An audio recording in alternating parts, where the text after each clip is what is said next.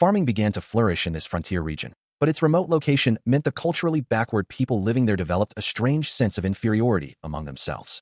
Despite this, their rough temperament often led them into conflicts. And no faction ever underestimated the Liaoning province, a coastal region in northeast China. It was here, on the ground of Musin, that Goryeo, or ancient Korea, and the central district engaged in fierce battles. In honor of those fierce battles, a magnificent bronze black dragon statue stands, its presence looming over the landscape. And here in Hailu Pyong, the very atmosphere seems to creep with the magnificence of the bronze black dragon. The Liaoning province, a rugged frontier land, holds within its borders the ancient city of Musin, a place steeped in conflict.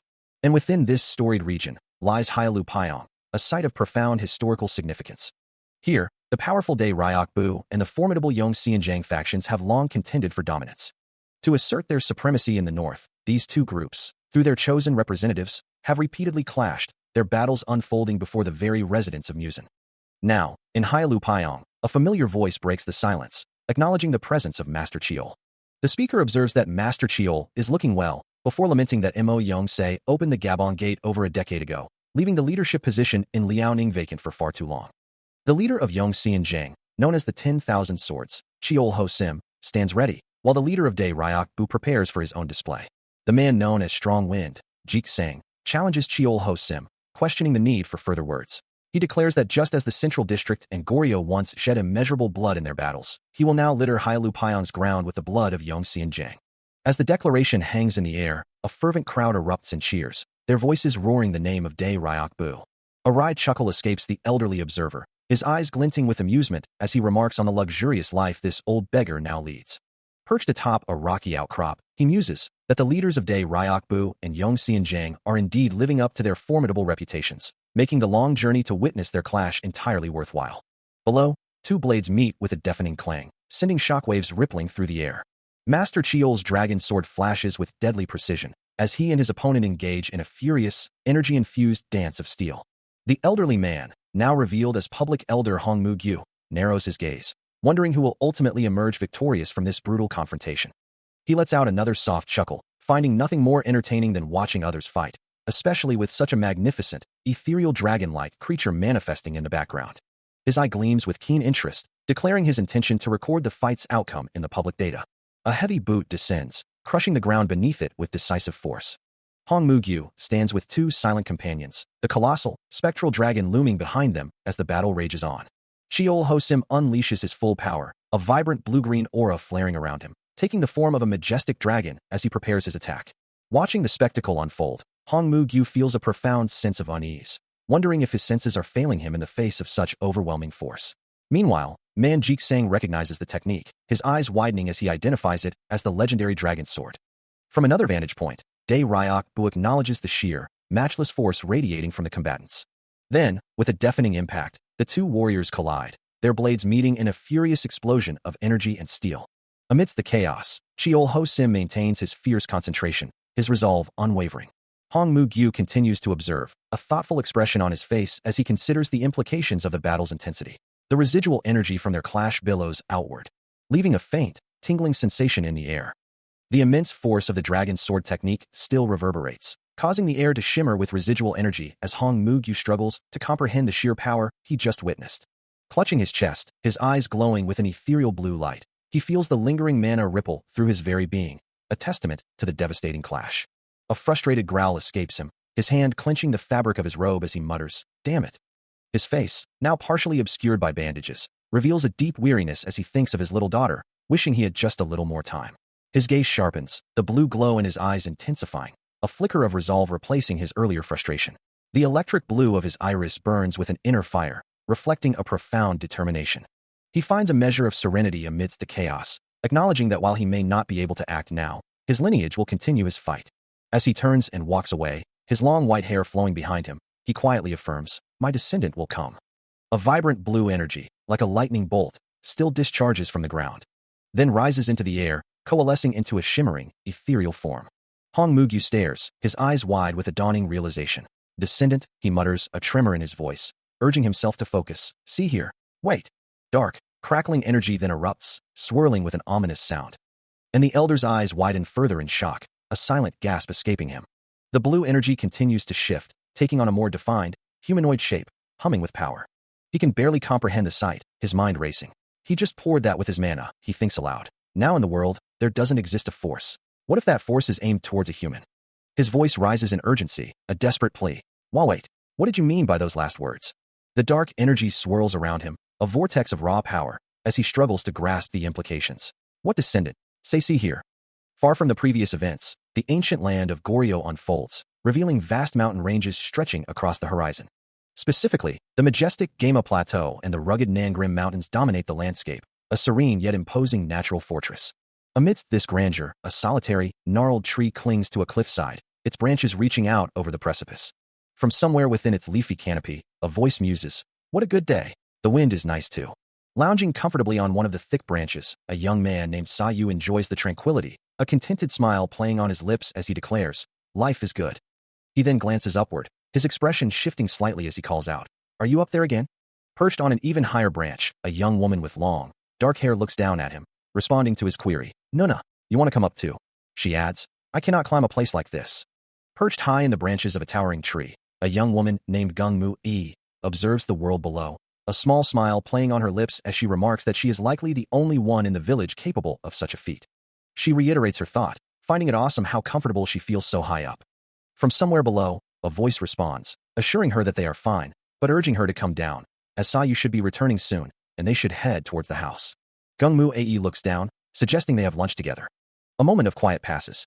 Suddenly, a figure plummets from the tree, letting out a surprised grunt as he tumbles through the air. Sayu lands with a thud, but quickly dismisses any concern, knowing Gungmu-e will take care of his injuries anyway. This tranquil scene unfolds within Gung Village, nestled at the foot of Nangrim Mountain. Still falling from the tree, he complains, "You are an old woman to be so clumsy. You should be more careful." Gungmu-e, now standing over him, simply apologizes, "Sorry. Let's go home quickly." As they walk, she asks, "Are you hanging out with that Dan boy again?" He responds with a hint of annoyance, "You always seem to know everything. How do you know about Sudiak?" She hums thoughtfully, "I heard that Yong Xianjiang's leader, Mo Yong-se, was killed 8 years ago. Shouldn't you exert yourself a little more if you want to live?" Her tone sharpens as she continues, "What did you say, bastard? Do you want to meet your father in the afterlife?" She explains further, "I heard that Mo Yong-se was a monster, and now a monster's son is trying to kill me. What do you say about that?" Her eyes begin to glow with an intense, otherworldly light, casting an eerie luminescence across her face.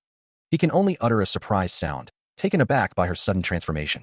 Her intense gaze still lingering, a new figure, Jik-san, abruptly intervenes, lifting Sayu from her side and declaring his intent to take him away. Looking at the young man with a stern expression, Jik-san explains that he was ordered to bring Sayu back, implying a higher authority. Gungmu-e, however, remains unyielding, her voice sharp as she questions his right to interfere. Ignoring her protest, Jik-san gently sets Sayu down, who lands with a soft thud. With Sayu now safely on the ground, Jik-san turns and begins to walk away, leaving the others behind.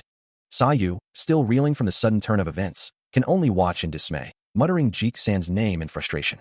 Suddenly, an elderly voice booms, a chief figure appearing, his face contorted in anger as he demands to know what Jik-san thinks he's doing. The chief's fury is palpable, as he scolds Jik-san for his reckless behavior, while others try to restrain the younger man. Jik-san, holding a rolled scroll, explains that the document was given to him by Hyang Rinim, implying a direct order from a respected elder. He stands before the chief, who questions him about Hyang Rinim, wondering what news he brings, before declaring his intention to depart. A sudden realization dawns on the chief, his eyes widening in shock. He repeats the name, Hyang Rinim, demanding to know the nature of the news. As they walk through the village, the chief continues to press for answers. Jik-san, however, simply holds out a scroll, its presence eliciting a cry of alarm from Gungmu-e, who calls out his name in distress. The chief, now visibly agitated, shouts for calm, his voice echoing through the air. Jik-san turns to Gungmu-e, his expression stern, warning her to leave quickly if she doesn't want to see the old man die. He then apologizes, explaining that his body cannot move for a long while, and asks for her help. Gungmu-e looks at him, her expression a mix of confusion and concern, uttering a soft "hm," and what? In response to his words. Her eyes widen in shock, her voice betraying surprise as she questions how Gungju-san could possibly know about the person she's seeing. He then presses her. Gungju-san explains. He clarifies. A young woman, standing beside Gungmu-e, then asks if the rumors are true. Gungju-san quickly interjects. Gungmu-e, looking downcast. Gungju-san reassures her. She quietly agrees. Marriage. The thought echoes in Sayu's mind, a quiet realization that Mu-e Nuna has reached the age for such unions. The scene shifts, a gnarled tree now silhouetted against a star-dusted night, mist clinging to the cliffside below. In the valley, a small village sleeps peacefully, nestled among the mountains. Inside one of its dwellings, Jiksen stands by a window, his presence a quiet anchor in the room where Gungmu Ae rests. She had been looking out, her bow still secured to her back, but now lies still, with Jiksen standing watch over her. His foot falls softly on the wooden floor. As Sayu's thoughtful expression remains, his gaze lost in contemplation. A small, weathered house stands nestled amongst snow-capped mountains, its solitude broken only by the stark, bare trees surrounding it. Inside, a young man gazes out a window, his back to the room, lost in thought as the vast, cold landscape stretches before him. He remembers a promise, a simple declaration made long ago, "I'll be right back." The words echo in his mind, a determined resolve etched onto his youthful face. "I'll be right back." But then, other voices intrude, memories of a past conversation, urging him onward. "Go, Sayu," a voice had commanded. "You are the only one who can save the world in the mountains." He recalls his own hesitant question to the elder. "Tell me, it's not because of my lack of talent, right?" The elder, Hongmu-gyu, had responded with a gentle firmness. "No, I'm going to teach you as much as I can before I get married. If my life is ending, what will you do? You always dreamed of going to the outside world." Sayu looks out at the world he is meant to save, the weight of the elder's words settling upon him. "Yeah, I guess," he thinks, "but I only. Now you wish for me to save the world. And if I don't, then the world you love will be destroyed." He stares intently, his expression firm as he challenges the elder, asking if he truly believes he would be left alone. The elder, in turn, looks back with a hint of exasperation, admitting he simply cannot understand the younger man's obsession with him. Sayu's gaze hardens, declaring his indifference to the world and its people. His voice drops, extending his apathy even to his own life. The elder's eyes widen slightly, a sharp exclamation escaping him. Then, a knowing smile spreads across his face, acknowledging the younger man's pure heart, yet playfully calling him a sly bastard. Sayu sighs, ready to end the fruitless discussion, announcing his departure to gather wild ginseng for wedding expenses, even if it means braving the winter. He turns away, muttering that he might be gone for a few days. The elder watches him go, a wry smile playing on his lips, remarking on the surprising fact that Sayu is also 300 years old, just like him. As Hong Mu-gyu's voice echoes, questioning his intent to make a sound, Sayu confidently declares he will make it happen. He believes an extraordinary man will always find a way to achieve his goals, even if he feels empty-handed. With that resolve, Sayu begins his journey, walking away from the village with a bow slung over his shoulder. The small settlement recedes behind him, nestled against the towering cliff face, as he ventures into the open world. Suddenly, a voice calls out, questioning why he, Dan, is leaving at such an hour. Gungmu Ae, her expression stern, reminds him to call her Hyungnim and threatens to silence him tonight. She presses him again about his destination, but Dan simply reiterates his previous statement about needing to become a man and do something important. Another voice, belonging to Jik-san, interjects, demanding to know what his departure has to do with Dan. The village chief stands beside Jik-san, confirming that a letter is about to be delivered, and dismisses Sayu, telling him to simply go where he is supposed to go. As Dae Ryok-bu attempts to leave, Cheol Ho-sim calls out, demanding he stop. But Dae Ryok-bu merely glances back, stating he will return once he has gathered the wild ginseng, while Cheol Ho-sim continues to question his intentions, asking if he truly means to become a hunter. Cheol Ho-sim's face contorts with worry, muttering about what they should do. Dae Ryok-bu's feet pound the earth, his resolve unwavering as he pushes onward. A frustrated sigh escapes Cheol Ho-sim, his gaze fixed on the departing figure. Dae Ryok-bu continues his hurried escape, casting one last look over his shoulder. He becomes a distant speck, disappearing into the vast, mountainous landscape. Cheol Ho-sim's eyes widen in surprise as he spots a rabbit, a rare sight in this place, which he interprets as a good omen, but then his expression shifts to one of renewed doubt. Sayu's hand carefully extracts a plant from the earth, a triumphant declaration of "found it," echoing his success. He pulls the entire plant free, its roots long and intricate, a satisfied smile gracing his lips as he declares his good fortune. As the day begins to fade, the vibrant green of the forest canopy gives way to the deep blues of twilight. The fog grows denser, swallowing the forest in an ethereal haze. Sayu's earlier optimism wanes as he touches a tree, a quiet escaping him, followed by the realization that his luck has now turned. He expresses a desire to return quickly, noting the rapidly setting sun and the encroaching fog. The descent feels increasingly arduous in the dim light, and he pauses, a questioning on his lips as he senses something amiss. In the distance, through the swirling mist, faint figures can be seen against the snowy peaks, prompting Sayu to wonder who else would venture so deep into the mountains. His expression is one of deep thought, his gaze fixed on something unseen.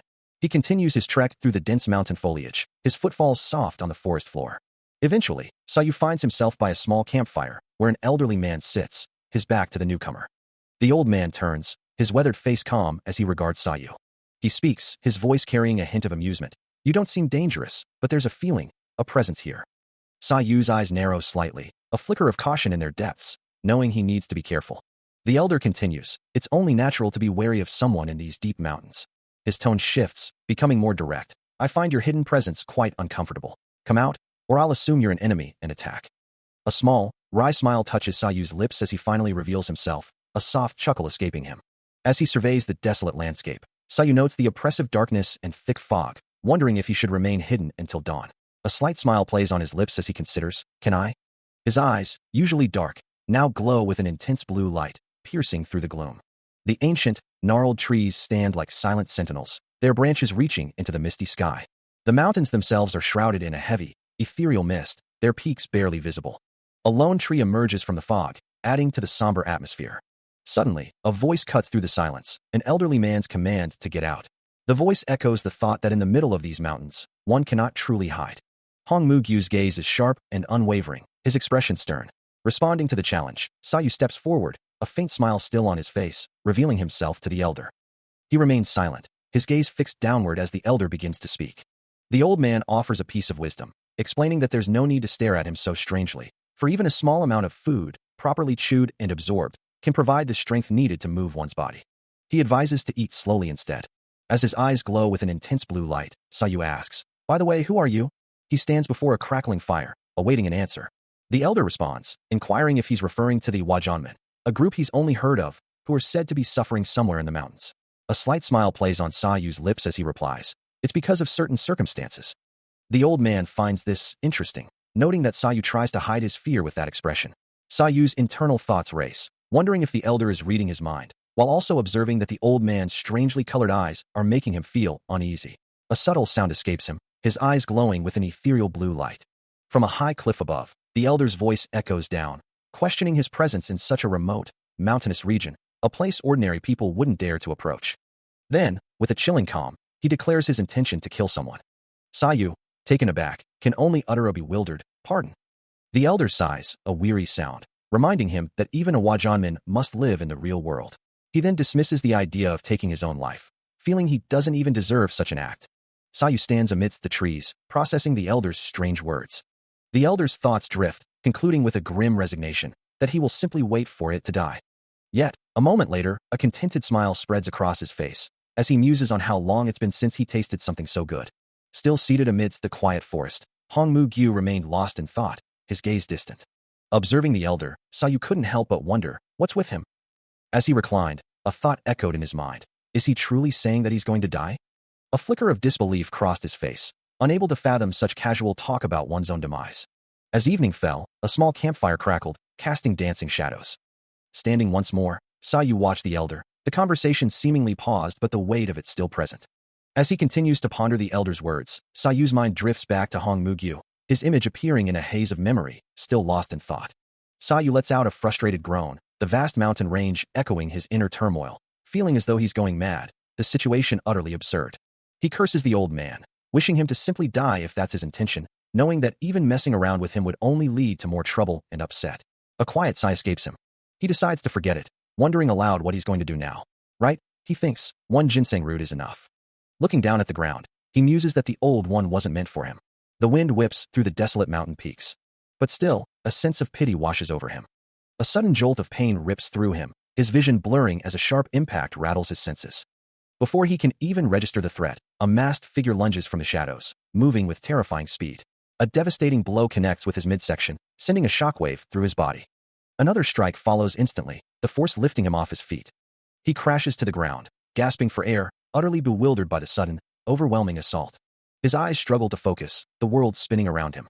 Standing over his prone form, the masked assailant sneers, "You damn bastard, I finally caught you." Still on the ground, he endures the village chief's harsh words, who scolds him for his perceived reliance on others, declaring that his current predicament is a lesson for everyone in the village. The chief's voice rings out, stern and unwavering, warning them not to let Sayu's actions interfere or make a mockery of their community. Confused and bewildered, Sayu struggles to understand the chief's meaning, wondering what he could possibly get in the way of. Then, the chief reveals the reason for his concern. Yang Ri is coming to their village, an official sent by the capital to manage the region, almost like a king. Still, Sayu can't grasp the connection, his mind racing to understand what this has to do with him. The chief continues, explaining that Hyangri arrives with an envoy from Yuan, and as part of the arrangement, the village has the unique opportunity to personally choose a princess to send to Yuan. The full weight of the situation crashes down on Sayu as the chief delivers the final, shocking detail. They intend to send Gung Muei. His hand clenches into a tight fist. And a single, furious word escapes his lips, a raw outburst of pure rage. A sudden, matchless force slams into him, his eyes widening in shock as the impact ripples through his body, sending him hurtling through the air from an unseen assailant. Mid-flight, his hand instinctively reaches for an arrow, pulling it from his quiver with desperate speed.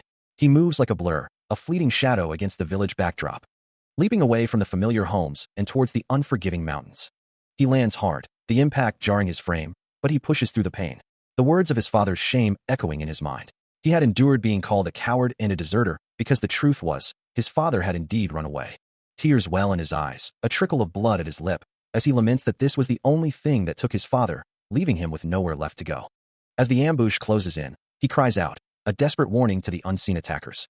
A projectile slams into the ground nearby, sending dirt and debris flying, as he curses his assailants. His eyes widen in shock and pain, the impact rattling him to his core. Falling to the earth, arrows now pinning his escape route, he reflects on his father's flight, yet finds strength in the lessons he imparted. An unseen voice taunts him, reminding him of his status as a wanted man by the Gangjie village. Despite his injuries, a fierce resolve hardens his gaze, convinced he possesses the unique knowledge to overcome this predicament. Blood trickles down his face, but his voice is steady as he declares his compliance. Meanwhile, a group of villagers watches from a distance, their faces etched with fear and concern. His gaze sharpens, a silent promise forming in his mind, a determination to endure for the sake of Mu Ai and Jik-san. Still reeling from the ambush, he struggles on the ground, a fresh wound bleeding on his arm, as an unseen voice demands, "You bastard, stop right there." Meanwhile, the village chief watches the unfolding brutality, his face etched with worry as he mutters, "Damn it." He fears the imminent arrival of the Yuan envoy, knowing their village could be destroyed if this chaos is discovered. A heavy boot then presses down, grinding into the injured man. Who doesn't know that? An unseen assailant sneers, "What are you doing?" "So after all, you bastard." The chief's face twists in anguish, a masked figure looming silently behind him, a stark reminder of his helplessness. Breathing heavily, Sayu pushes himself across the vast, open landscape, his long hair streaming behind him as he runs with desperate urgency. As he approaches a traditional house, he calls out, his voice strained, "Mu Aona." From inside, Gung Mu Ai looks out with concern, admonishing him, "Sayu, come in, you're going to catch a cold. What's wrong with your face?" He glances down at himself, as Gung Mu Ai's voice follows, "Wait, Sayu, it's bleeding." Inside, Sayu quickly gathers a few belongings, Gung Mu Ai instructing him to take just a few clothes.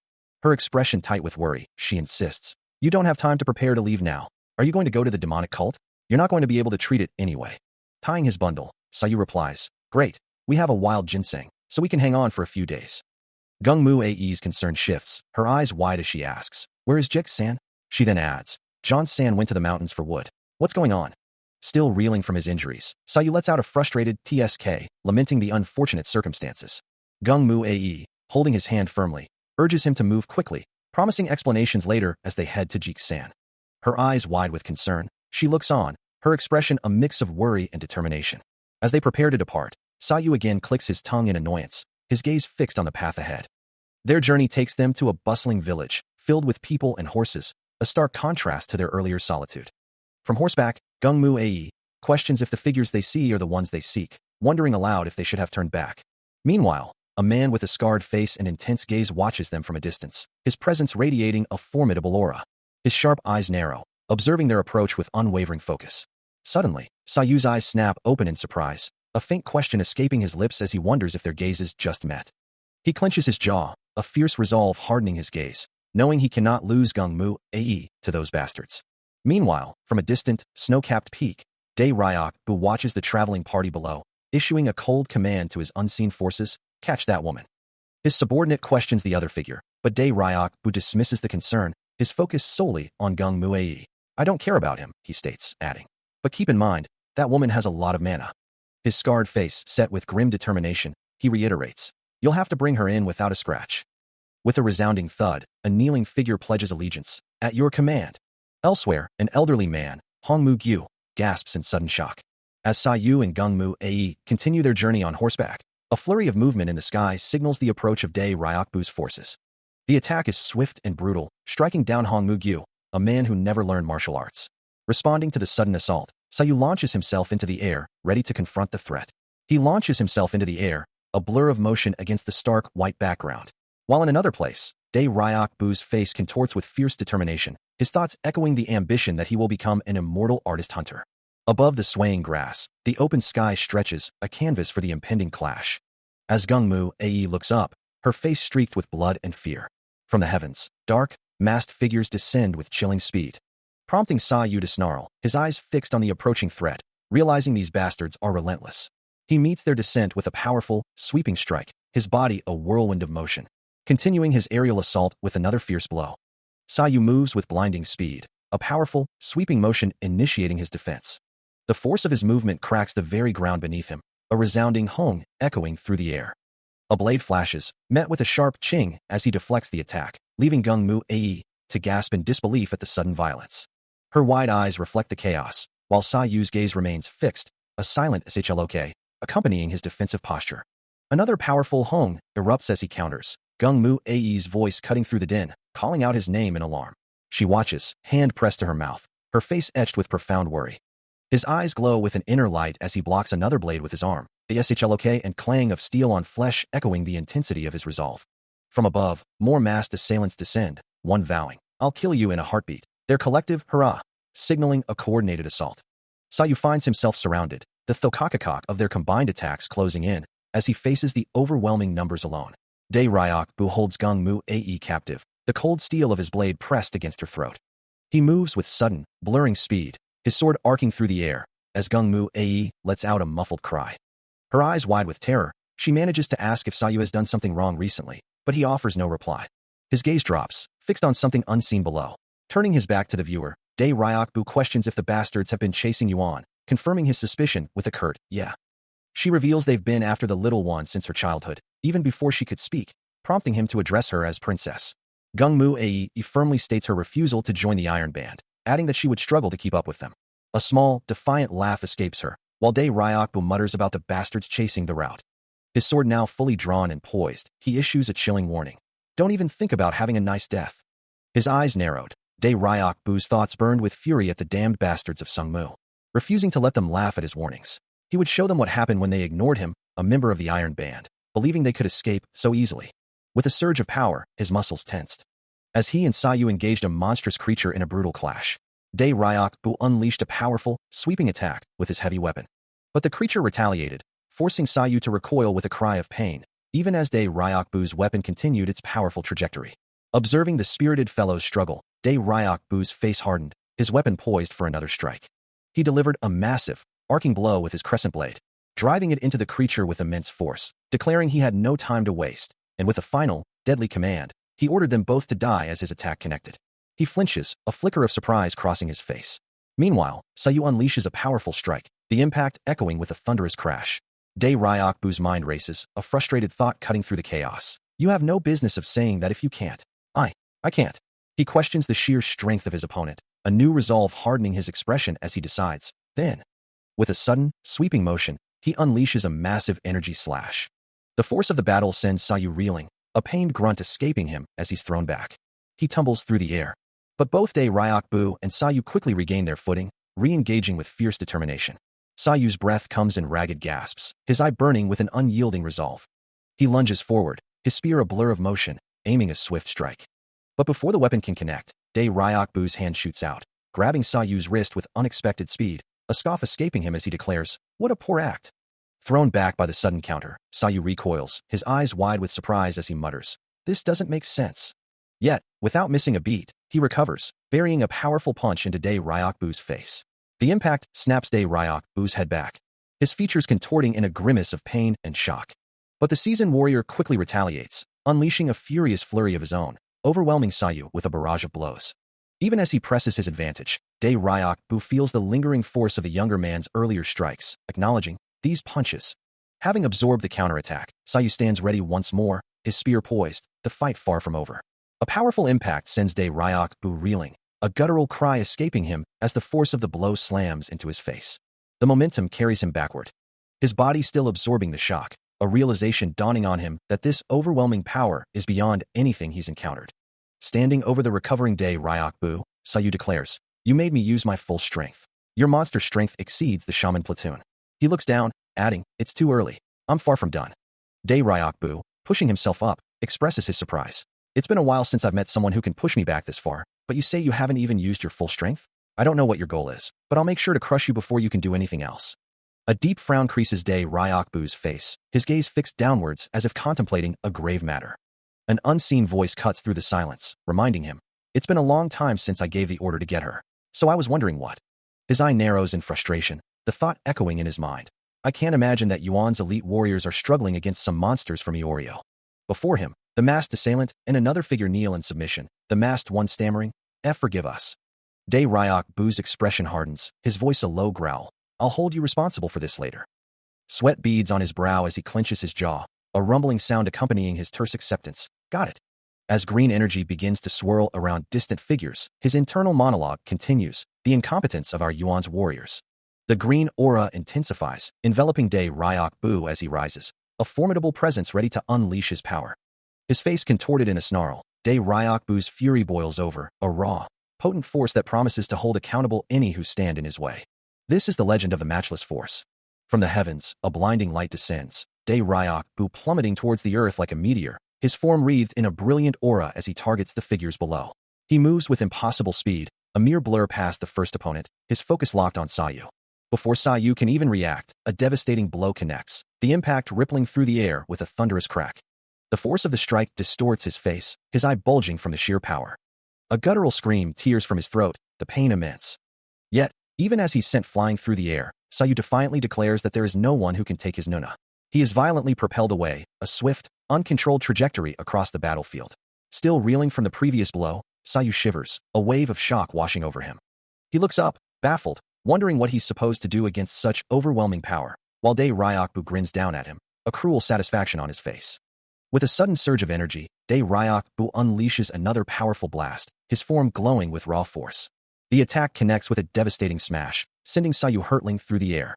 He flies away at incredible speed, a mere blur against the distant landscape. The force carries him further and further.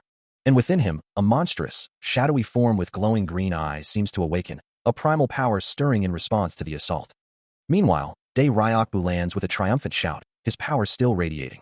Far in the distance, Sayu finally crashes into a mountain with a thunderous boom, the impact tearing a massive crater into the earth.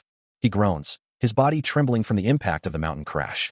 Through gritted teeth, he manages to call out a name, a desperate plea escaping his lips.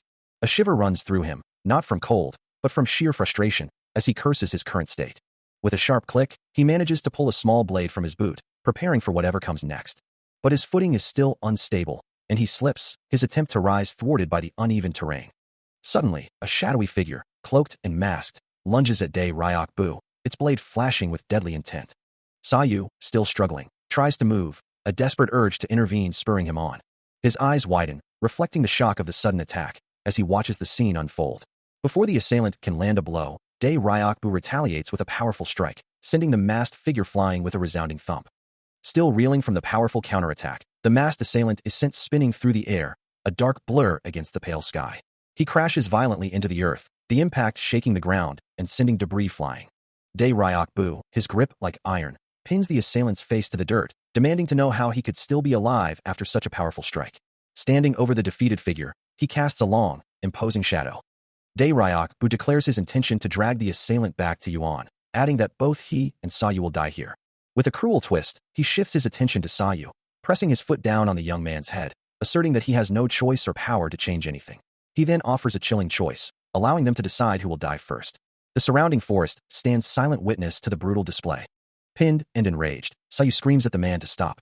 Still asserting his brutal dominance, Dae Ryokbu's hand descends with a sharp impact, a stern warning echoing, "Don't touch," as a voice cries out, "Sayu." Dae Ryokbu stands amidst a desolate landscape, his voice echoing with grim resolve, knowing he must handle this himself, for some things simply cannot be changed. He considers letting his opponents live, but then his expression hardens, a furious roar escaping him as he curses them. And with a swift, protective motion, he grabs Sayu, shielding the younger man from an unseen threat. A sudden, whistling blur of motion strikes him, the impact reverberating through his body as he acknowledges the hit. His clenched fist showing the raw, painful evidence of the blow.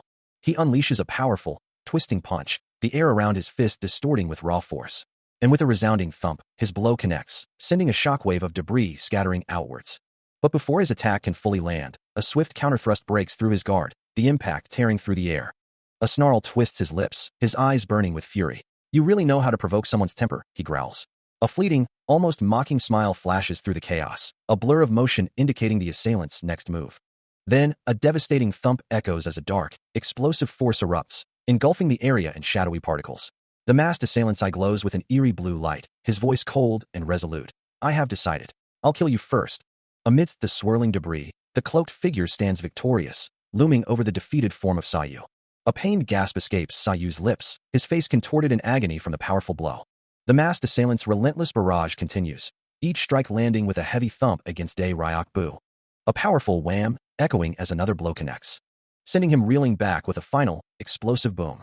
Though battered, Dae Ryok-bu's eyes burn with fierce resolve, as the assailant stands over the unconscious Sayu, declaring, "I've clearly told you that I will kill this bastard first."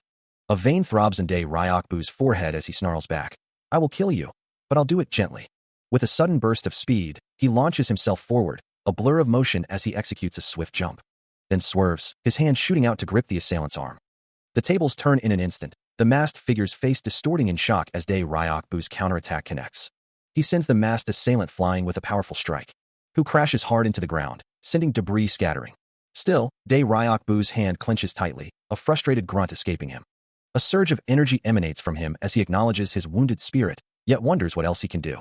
With renewed resolve, he grabs the masked assailant's arm. Ignoring the assailant's pained protests to not touch him, he lunges forward, delivering a powerful thrust. His eyes glow with fierce determination, fueled by the thought of both himself and Sayu, as he lands a devastating blow directly to the masked assailant's face. He continues his brutal assault, a powerful strike sending the masked assailant reeling back with a deafening blast. The force of the blow echoes with a sickening crack as it impacts the assailant's hand. Without pause, Dae Ryok-bu seizes his opponent, tossing him through the air like a rag doll. He holds the masked assailant suspended aloft for a moment. Then, with a savage roar, slams him face first into the ground, blood splattering from the impact. From a distance, Sayu watches the brutal display, his voice filled with worry as he calls out, "Dae Ryok-bu, I was worried you might be hurt." But the warrior is lost in the thrill of battle, his own guttural cries mixing with the sounds of the fight, thinking, "What I like more is." He looks down at the crumpled figure of his foe, a dark satisfaction settling over him.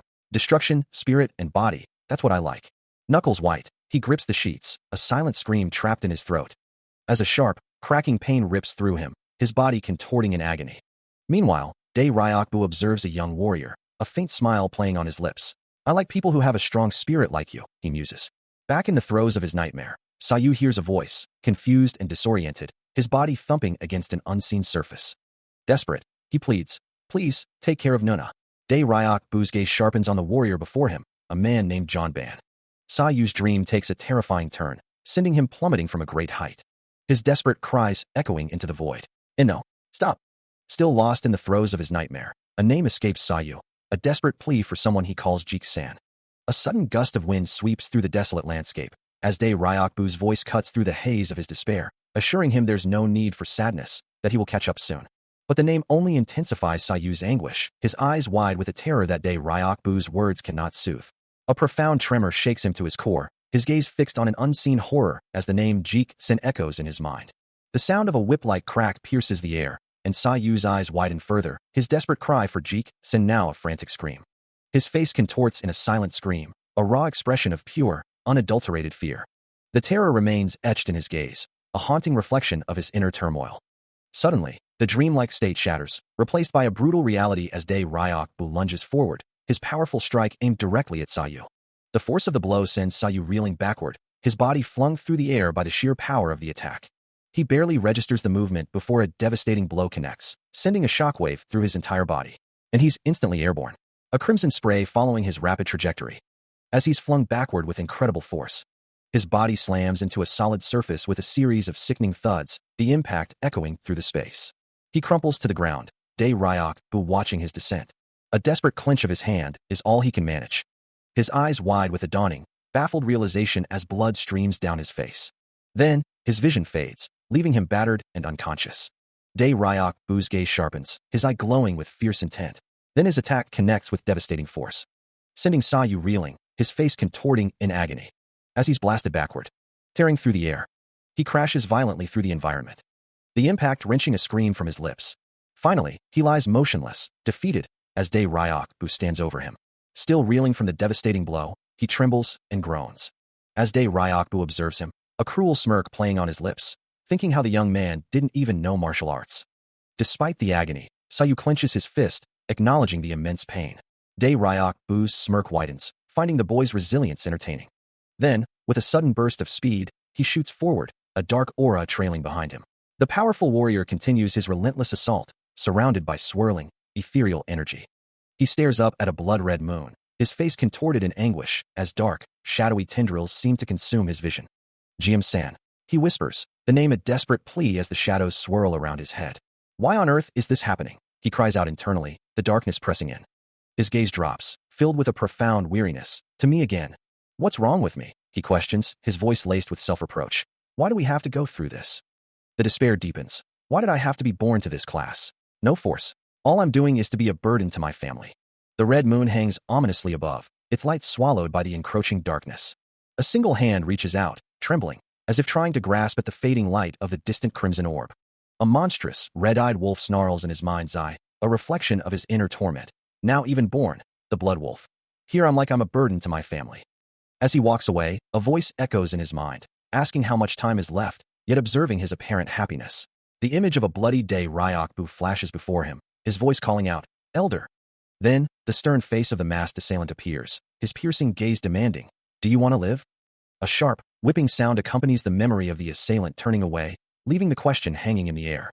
Under the eerie glow of a massive, blood-red moon, the world seems to hold its breath. As Sayu looks up, a faint, unsettling growl echoing from above him. His gaze meeting the feral, glowing eyes of a monstrous blood wolf, its snarl a chilling promise of violence. The beast stands silhouetted against the crimson moon, its menacing growl filling the desolate landscape. Suddenly, the ground erupts with a violent impact. As the blood wolf lunges forward with terrifying speed, but before it can connect, Sayu's hand flares with a brilliant, crackling blue energy, his fist clenching as the power intensifies, ready to meet the incoming threat. He unleashes a powerful surge of blue energy, which swirls around him with a resounding whoosh. Before erupting outward in a blinding wave, a dynamic display of his awakened power. His eyes glow with an intense blue flare, reflecting the raw force he now commands. Taking a deliberate step forward, Sayu addresses the unseen threat, a hint of challenge in his voice. You looked so healthy last night. As a faint whirring sound fills the air, he stands ready, facing a growing pack of menacing wolves. One of the creatures responds with a guttural growl, its fangs bared in aggression. Another lets out a fierce roar, its primal challenge echoing across the landscape. The entire pack joins in, their collective roars filling the air, as they prepare to charge the lone figure. But Sayu is quicker, his hand already glowing with a swift, concentrated burst of blue energy, ready to meet their assault. Sayu's hand, wreathed in crackling blue energy, lunges forward, seizing the snarling wolf by its head. A powerful impact reverberates, the creature's form recoiling from the sheer force of the blow. It lets out a guttural roar, its fangs bared in a desperate counterattack. But Sayu's assault is relentless, a blast of energy meeting the wolf's snapping jaws, the air crackling with their clash. Another strike connects, eliciting a pained yowl as the beast is overwhelmed. Its body, now lifeless, tumbles through the air, falling rapidly towards the ground. With a heavy thud, the wolf lands amidst a desolate landscape of gnarled, skeletal trees, leaving Sayu standing alone in the eerie silence. His eyes widen in surprise, a sudden realization dawning on him as he calls out, Elder! A faint, whipping sound echoes through the air, and he turns, his gaze fixed on something unseen. The elder's gaze pierces, his voice echoing with a profound question, asking if Sayu truly believes he has suffered enough. Sayu, his face etched with pain, can only respond with a question of his own, wondering if he was even meant to live. The elder continues, his words a heavy weight, reminding Sayu of his precious friend and his Nuna, both taken by the emperor. Sayu's despair deepens, his voice barely a whisper as he admits his helplessness, believing his only path is death, and questioning if anything could be worse than his current torment. A sudden burst of blue energy flares around the elder's hand as he speaks, observing Sayu's faint smile despite the overwhelming pain. With a powerful, unseen force, the elder sends Sayu hurtling through the air, his body a dark silhouette against the pale, ethereal sky, blue energy trailing in his wake. The elder catches him mid-fall, holding him firmly by the collar, declaring Sayu to be very lucky. His eyes glowing with a faint blue light, the elder delivers his final instruction, telling Sayu to never lose that smile. A swift, almost imperceptible movement cuts through the air, signaling a shift in the atmosphere. The elder's voice echoes, his words carrying a profound weight, asking Sayu if he is on his own, if his parents are gone, and if he has no one to recover his body should he fall. Sayu, his gaze filled with a mix of confusion and despair, can only manage a single question in return, wondering why he was saved. The elder's hand, weathered and strong, gently grasps a small plant, his voice softening as he speaks of the wild burdens that give compassion, before his fingers clench, pulling the plant from the earth. With a sudden, powerful surge, the elder's fist clenches, crackling with vibrant blue electrical energy, a brilliant aura flaring around his hand. The raw power condenses, forming a small, swirling orb of pure blue light in his palm, which he then gently transfers into Sayu's open hand, the glowing energy illuminating the young man's face with its ethereal light. As the elder continues his profound lesson, he explains that within the human body, there are 206 bones, along with 650 muscles. He emphasizes that since Sayu has made his body a vessel for mana, he must understand it completely. With a sudden, sharp crackle of energy, a vibrant blue aura begins to swirl around the elder's hand. The energy flares intensely around his entire form, his eyes glowing with an inner light, as he reiterates the necessity to understand one's whole body. Sayu's eye reflects the intricate patterns of the transferred energy as the elder's voice echoes in his mind, detailing the ability to move hands and feet, the intensely beating heart, and how those are the conditions to contract one's nerves. The blue energy around the elder's body pulses with a focused impact, a silent demonstration of his control. Another crackle and flare of energy emanates from his hand, accompanied by a soft, almost imperceptible bluffing sound. He continues his explanation, describing how the muscles are woven, the energy flaring once more, and the subtle sound of joints colliding within the body. The crackling energy persists, as he concludes by mentioning the sound of breathing and the delicate hum of the veins. As the profound teachings of the elders settle within him, Sayu walks away, a soft, almost imperceptible hum of energy surrounding him. The elder's voice follows, asking if he understands the intricate connection between bones, muscles, and the continuous flow of mana, emphasizing that nerves must remain unbroken and blood vessels must meet precisely, a low buzz of energy accompanying his words. The sheer weight of this knowledge, and the potential for catastrophic failure if misapplied, causes a surge of pain through Sayu, as the elder warns that any misstep could cause a body to collapse. But the elder continues, promising that once Sayu achieves enlightenment on these principles, he will gain access to the martial arts of supernatural beings. And, if he can awaken the legendary third eye, he will truly be reborn. A chilling wind sweeps across the desolate, snow-covered peaks, whispering of a Goryeo now utterly without hope. High above, the Myeongjin mountain stands as a stark, silent sentinel over the frozen landscape. The nobles, blinded by their own power, had forgotten the suffering of their people, leaving the country broken and beyond recovery. It was into this despair that the armed young man, Manjik Sang, emerged, his appearance a beacon of meaning. Deep within the mountains lay Manzion Cave, a place of ancient secrets. The old, corrupt Goryeo had finally crumbled, giving way to a new nation, blessed by the will of heaven itself. The wind howls across the snowy peaks, carrying with it the echoes of change. A desolate, crystalline landscape stretches out, dominated by a circular platform where an immense, chilling power has just been unleashed. The very air seems to rustle with the aftershocks of the display, a testament to the prowess of Haidong's immortal swordsman, whose arrival in Turn Wuring, a city in the western zone, has left the worried populace deeply impressed. A blade of pure, swirling energy pierces the ground, sending ripples across the platform. As a cloaked figure stands amidst the dissipating force, his presence commanding. He expresses his pleasure at the invitation, saying, "I am delighted that the old man invited me," before an unseen voice dismisses his gratitude. The swordsman then inquires, "Did you perhaps invite me to be the elder of the new country? Then, is it about the elder of the armed manly?" Indeed, it is this very swordsman, Pile Jinwoo, who is destined to assume the crucial role of the country's elder, a decision unanimously agreed upon by the three presidents, following his own suggestion. Yet, a flicker of concern crosses his face as he admits, "But I'm worried about the elder," when the young master was in his formation and control his power. As the guardian deity, he assures his interlocutors, "I completely understand the expectations and concerns of both of you." Pile Jinwoo, now seated on a grand, throne-like structure, prepares to address the two figures before him, explaining the reason for their summons. The elder, Hong Mugyu, begins to speak, his expression grave, acknowledging the widespread knowledge of the many innocent lives lost throughout the year. He continues, his voice heavy with concern, detailing the recent emergence of various evil cults in Gohyo, specifically mentioning the Iron Forces land deities and Chilbo Mountain's Daolgi Pao, though only a select few are powerful enough to truly earn the title of land deities. His eyes narrow, reflecting the seriousness of the situation, as he explains that these land deities rose to their positions through exceptional performances, a fact corroborated by the surviving disciples of their own factions. He explains that long ago, a young man and an old man came to see him, claiming to have mastered the Wudong martial arts. This unique style, a potent combination of magic and martial arts, was believed to be the only technique capable of defeating the formidable land deities. Yet, despite its power, the seven land deities, displaying exceptional talent, proved to be an overwhelming force. The Wudong martial arts, a discipline that took a decade to perfect, were utterly destroyed in a mere matter of days. And then, another skill was revealed, a devastating power that manifested as swirling, icy energy. He describes a power so immense that it could tear apart even the cardiovascular system. The blue energy expands, a destructive force that brought an end to the era of the land deities. And with it, his wonderful and merciless swords.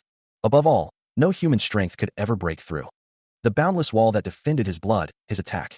The sheer force of it erupts, shattering the very ground. Even though many might ridicule him, no one truly knows the identity of that old man, a figure of immense power. As if to illustrate the point, a surge of brilliant blue energy erupts from an ethereal, white-haired form, expanding outward with devastating force, shattering the very ground beneath it into countless fragments. The white-haired figure, now more defined within the swirling blue aura, continues to unleash this boundless energy, its destructive reach seemingly infinite. The blue light culminates in a blinding explosion, leaving nothing but a void and a desolate, shattered landscape in its wake. Hong Mu-gyu, standing amidst the utter devastation, reflects that if many innocent people have lost their lives over the past year because of this unknown old man, then the situation must be getting very serious indeed, with not even physical remains left of those caught in the attack. He looks on with a pained expression, wondering if this land's fate is to be cut off, rather than its people exterminated. Impossible, he gasps, his eyes wide with horror, questioning who would do such horrible things to innocent people. As the scene seems to crumble around him, the elder repeats his desperate thought. Don't tell me the innocent people got cut off. His hands clench tightly, the sound echoing his internal struggle as he reflects on the rarity of finding someone capable of killing righteous people, even from the royal family.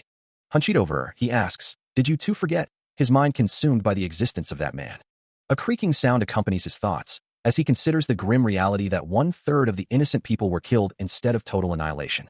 Blue energy flares around his face as he mutters about an evil spirit, a voice echoing, Ah Mu-gyu. With a sharp, impactful sound, his face contorts in a mix of pain and resolve, declaring the return of the heavenly artillery general from hell. A gloved hand reaches out, making contact with a rough, ancient surface. The young man stands, his back to the viewer, gazing out at the landscape, his long, dark hair flowing gently in the breeze. He is Sayu, the disciple. The ancient martial art, known as the heavenly artillery general, is revealed, its power manifesting as a brilliant blue glow in the eyes of Hong Mu-gyu. Those who master this technique are called heavenly artillery generals, and as he demonstrates its principles, Hong Mu-gyu moves with incredible speed. This traditional martial art, passed down for over 1,000 years, is a testament to generations of refinement. His eyes blaze with the same blue energy as he executes a technique evolved from an ancient form, a powerful display of skill. Observing the intricate movements, Sayu understands he must decipher each aspect, deciding which to adopt and which to discard. Hong Mu-gyu continues, explaining that the technique begins by stimulating specific blood vessels, causing the human body to collapse from within. With a powerful surge of energy, he delivers a devastating blow, the air around him roaring with the force of his attack. With a swift, flowing motion, Hong Mu-gyu begins his demonstration, emphasizing that the most important thing is to feel the flow, which should weigh more than any technique. His movements are a blur, punctuated by light, precise taps. He focuses on the concept of restriction, urging his student to feel the weakness that binds them. With another swift motion, he executes a precise strike. This technique, he explains, targets the body's damage points, specifically the blood vessels, restricting the flow of mana and blood, thereby rendering an opponent's bones and muscles useless. His hand connects with Sayu's arm. A sharp snap echoes as blue energy crackles around his grip, visibly affecting Sayu's limb. He instructs Sayu to remember the sensation with his body, not just his mind. Then, with a final, powerful tap, he strikes Sayu's back, the blue energy flaring brightly. The force of the elder's strike continued to ripple through Sayu's body, twisting him violently as if caught in an invisible vortex. His eyes glowed with a fierce, pained energy as he spun, the impact blurring his form. A cracking sound echoed as his body contorted further, the invisible pressure threatening to tear him apart. Finally, he slammed into the ground with a heavy thud, kicking up a cloud of dust. Gasping for air, Sayu hunched over, his chest heaving, while Hong Mu-gyu stood calmly nearby. The elder's voice cut through the silence, reminding him that a tired enemy was still an enemy, and that the heavenly artillery general technique had no complex secrets, only the brutal reality of tightening, ravaging, breaking joints, and damaging muscles. Sweat beaded on Sayu's brow as he panted, his expression hardening with renewed resolve. Hong Mu-gyu continued, challenging him to move even if exhausted. and as he spoke, Sayu's eyes flared with a vibrant blue energy, a low rumble of power emanating from him. Then, with an explosive burst of speed, he launched himself forward, shattering the very ground beneath his feet. As Sayu's resolve solidifies, a surge of raw power erupts around him, manifesting as a dark, crackling energy infused with brilliant blue light, the very essence of Thunder Chi. His expression sharpens with fierce determination, the blue energy swirling and crackling around his form. His eye glows with an intense azure light, as he grasps the fundamental truth. This Thunder Chi is the very core of the Heavenly Artillery General's technique. With a sharp crackle, his hand ignites with the same vibrant blue energy. Then, with a resounding boom, the ground beneath him explodes in a splash of blue particles.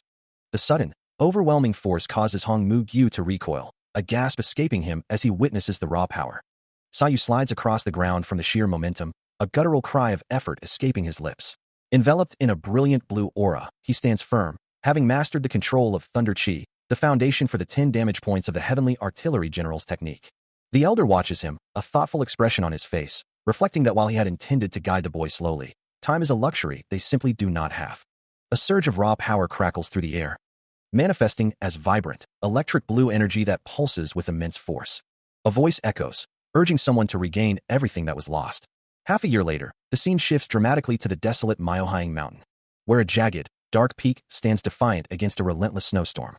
Sayu, his hair now a striking light blue, stands before the imposing landscape, recognizing it as Hong's master's divine cultivation place. Beside him, the elder Hong Mu-gyu walks, his voice firm as he instructs, "You disciple, you must become stronger and get out of here." The white-haired elder, Hong Mu-gyu, confronts him, demanding to know how he dares to stand in his way, while questioning if they are discussing the Jangyu. He warns that if Sayu disobeys the 100 Masters' orders, they will not stand still, implying a larger conflict involving the 100 Master, who saved the lives of evil men and even the evil heavens demon. Suddenly, a silhouetted figure barks an order, commanding them to take out their targets. With a fierce roar, Sayu unleashes a powerful, explosive attack, sending enemies flying. He focuses intense blue energy into his fist, crackling with power. A devastating burst of blue energy creates a shockwave. He moves with incredible speed, enveloped in a dynamic blue aura. Hong Mu-gyu's voice echoes, instructing Sayu that if he can become a master in controlling mana, he will be able to open the right eye, as Sayu's own eye glows with the same vibrant blue energy. He listens intently, the instruction echoing in his mind. If he can apply damage points to Thunder Gi, a surge of power courses through him, his eyes glowing with an intense blue light as he is told he will become a true Heavenly Artillery General. A powerful gust of wind sweeps across the majestic peaks of Mount Myohyang.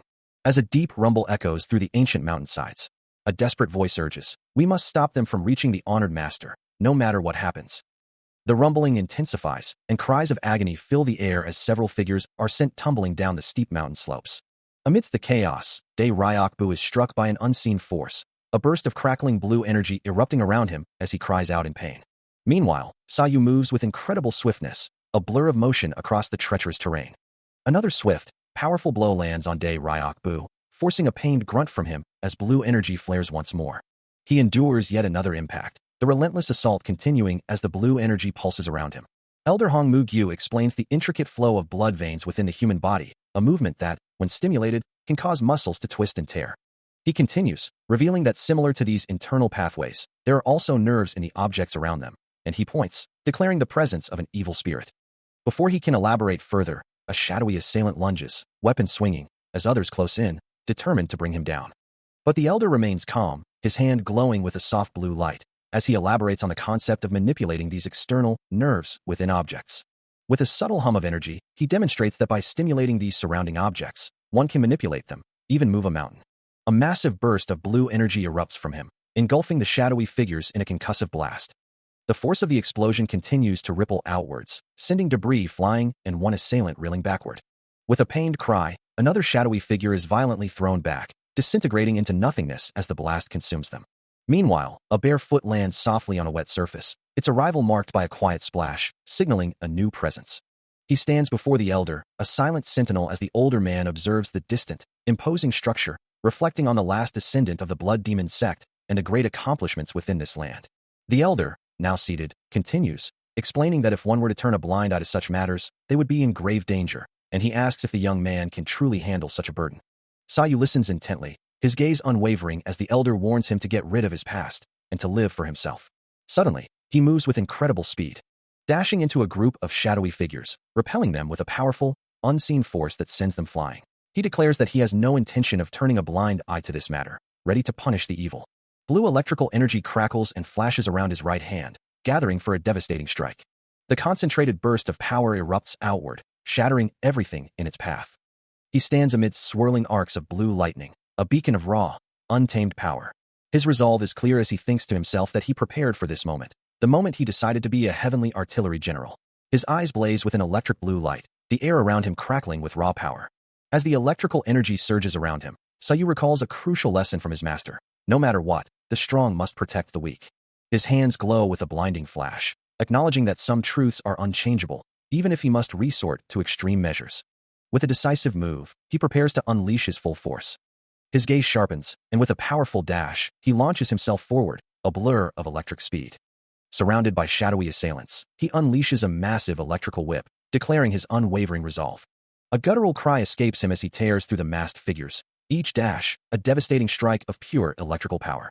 Dae Ryok-bu clenches his jaw, a guttural sound escaping him as he reacts to the unfolding chaos.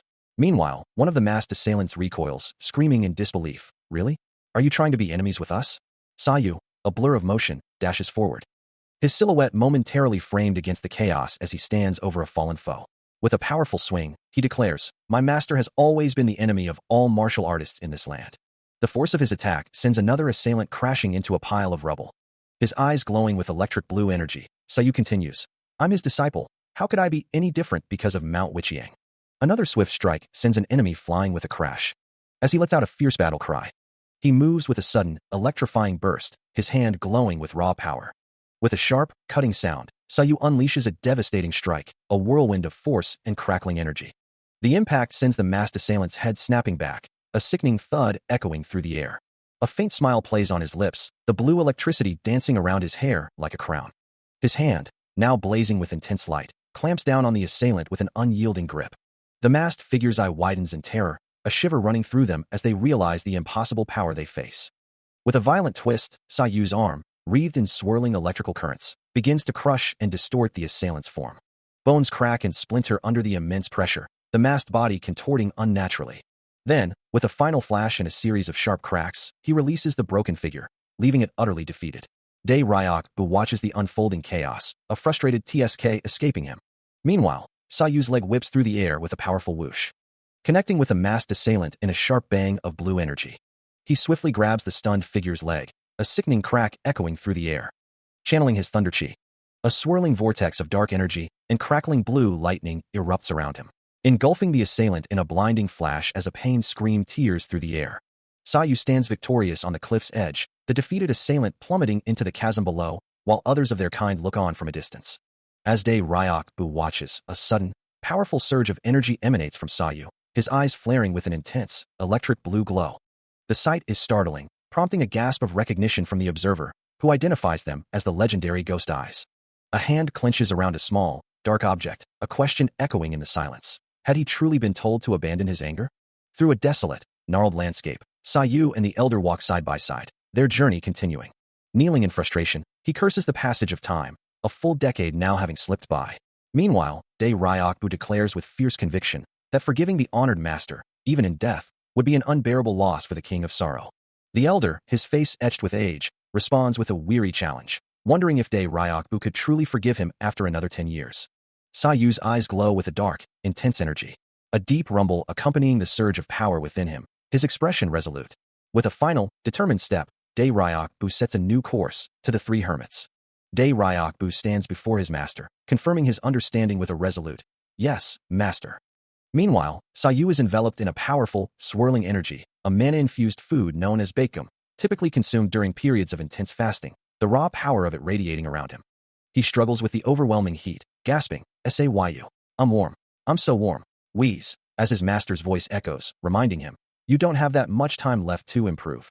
Dae Ryok-bu, now at the Hermit's Cave, declares it a perfect place for your training, before adding that the Bisonhwa left by the Three Hermits will serve as a guide, hinting at a future where the King of Sorrow's mana will be a significant factor. As he continues his journey, a thought crosses his mind about the exorbitant expenses for his last trip to the northern ice fields, the cost for the deceased to spend on golf being far too much. He walks away, leaving Hong Mu-gyu behind, a trail of mist swirling in his wake. Turning back briefly, Dae Ryok-bu expresses his frustration to the elder. HMPH. Those people always play tricks on us. Hong Mu-gyu, with a slight smile, acknowledges the sentiment, then reflects on Sa-yu's potential. Because, once you're able to surpass that, you'll become the heavenly artillery general. Meanwhile, Sa-yu scales a sheer cliff face with impressive agility, observed by Dae Ryok-bu from below. As he continues his rigorous training, Sa-yu stands poised on a jagged cliff overlooking a churning vortex of energy, the air around him crackling with an unseen force. Below him, the mystical pool swirls with a powerful, resonant hum, its energy radiating outward in visible waves. Suddenly, a hooded elder figure appears, his gaze fixed on the young disciple. He observes Sa-yu's physique, then questions if he is the evil spirit's principal. With a determined expression, the elder declares that if Sa-yu is indeed the one he seeks, he will take him by force. He confirms his long wait for Sa-yu's arrival, but then demands to know the meaning of evil spirit, accusing the young man of arrogance, greed, and a lust for unholy mana. As the hooded elder speaks, an unseen voice cuts through the air, belonging to Dae Ryok-bu. He thanks the elder for his concern regarding his disciple, but firmly states that it is not his concern, and that he has no intention of dying soon. The elder's expression shifts to one of surprise as Dae Ryok-bu's voice continues, declaring that he also has no plans to die, and since the elder initiated this confrontation, he will ensure his downfall. As the wind whips around him, a voice echoes in Sa-yu's mind, urging him to open his eyes and focus. He struggles with his own perception, his thoughts consumed by the accuracy of his movements and the elusive flow of qi. His eyes snap open, recalling the elder's words, "From now on, you will be my only apprentice." He remembers the promise, a silent stamp of resolve settling within him, just as Dae Ryok-bu's powerful presence erupts nearby. Surrounded by a swirling vortex of dark energy, Dae Ryok-bu declares, "Let's put an end to all this foolishness today." With a thunderous thump, he brings his foot down, channeling his matchless force into the ground. A sharp, glowing spear of energy swishes through the air, launched with devastating speed. It strikes the earth with a resounding thwack, carving a deep crater and scattering dark, volatile particles. The impact ripples outward with a final pam, leaving a trail of destruction in its wake. The air itself begins to tear apart as Dae Ryok-bu's matchless force unleashes a swirling vortex of power, a devastating attack that rips through the space before him. He surges forward with incredible speed, the destructive energy trailing in his wake. The torrent of power grows, a deafening roar accompanying its advance, swallowing everything in its path. An unimaginable, large-scale mana erupts, flowing like a strong wind, a relentless dash of pure, unbridled force. The colossal blast detonates with blinding intensity, a shockwave of light and power consuming the target. The recipient of this overwhelming assault is none other than the revered heavenly artillery general. Hong Mu-gyu braces himself, staff held firm, attempting to deflect the incoming force with a swift motion. But the blast is too immense, too powerful to be dismissed as a mere trifle, and a pained cry escapes him as the impact sends him reeling. Despite the agony, a fierce defiance burns in his eyes as he curses his attacker, refusing to yield. The immense power of the matchless force continues to erupt, a swirling vortex of blue energy and wind tearing through the air, its devastating impact still reverberating. Amidst the shattered landscape, he stands firm, his resolve unwavering as he tells himself he must give his absolute best. A shiver runs through him, his face etched with the strain of enduring the lingering force, yet his gaze remains sharp. Then, with a powerful surge, his eyes ignite with a brilliant blue glow, and crackling energy begins to whip around him, signaling his counterattack. Dae Ryok-bu's face contorts with raw power, a fierce declaration escaping his lips. His thoughts drift to the long and slender jade hands of the heavenly artillery general, hands that appear smooth and delicate, yet are without imperfection. Despite their refined appearance, many refer to his unique martial art as an evil art. To achieve such power, Hong Mu-gyu had to abandon all his emotions, a necessary sacrifice for a heavenly artillery general, gaining his gorgeous artillery skills, which people often equate to the demon's martial arts, likely referring to the distinctive blue light of the demon eye. He stands alone under the vast, luminous full moon. The scene shifts to two figures, their backs to the viewer, overlooking a serene landscape, as the narration introduces the Salsion martial arts. But to the hermits of this land, it is known as a martial art for killing, a brutal discipline. Hong Mu-gyu's expression darkens, reflecting on how in the land of Goryeo, martial arts are solely about killing, never seen as beautiful. A flashback begins, reaching back 10 years, as a hand emerges from the shadows. He recalls being attacked by 30 martial artists, a memory that elicits a sharp humph from him. His gaze lifts towards a distant city silhouette, his thoughts still on the past. He clenches his jaw, his long white hair flowing around him as he angrily denounces the cowardly act of those who invaded Goryeo, demanding to know their purpose in the land. Addressing an unseen evil spirit, he declares that it's not too late, offering to share intentions and leave the naming of the country they strengthened to them.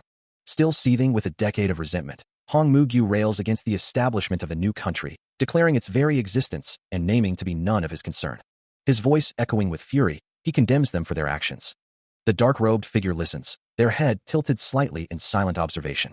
In a memory or a confined space, Hong Mu-gyu accuses the figure of deception, of luring him out under false pretenses. His words are laced with the bitter pain of loss, recalling how they seized the opportunity to murder his wife and how his own daughter vanished with her nanny. Standing before the other figure, he issues a chilling promise. If they dare to kill him today, then in the future, they will be killed by him. His rage manifests as a blinding, electric blue aura, energy crackling around him as his eyes glow with fierce resolve. A voice responds, declaring that he has chosen destruction in the end, as blue energy discharges around them. The potent blue energy continues to surge, filling the space with its raw power. He survived the devastating battle, a conflict so fierce that 1/3 of the 30 great elders fell alongside him that day. Yet, it took him 60 long years to recover from the fatal wounds inflicted during that fight. Despite his arduous recovery, he eventually found his daughter's whereabouts. He had tried to search for her across the entire continent. But for some reason, rumors persisted that she had already gone to the continent. Even though his wounds were healing, he realized with a heavy heart that he didn't have much time left.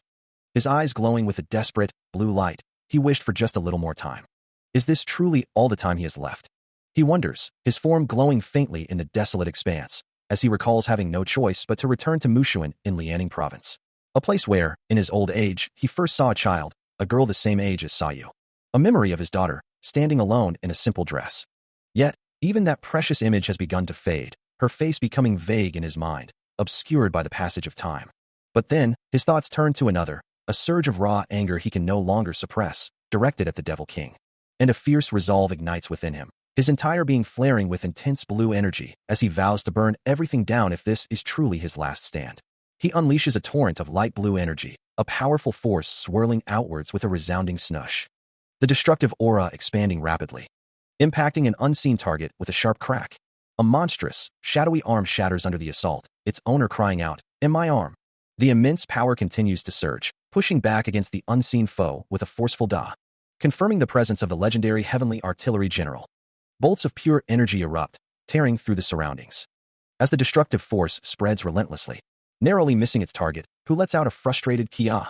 As the attack misses, he glares, his eyes burning with a fierce blue light, demanding retribution for the energy and blood he's expended, knowing his time is limited, but resolving to unleash just one more devastating attack.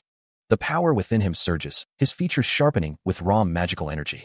With a roar, he calls forth the heavenly spectral hand, then follows it with the great thunderstrike.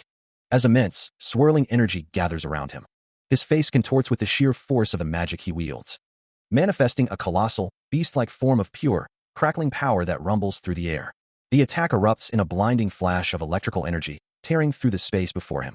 The sheer force of the attack erupts, tearing through the very ground.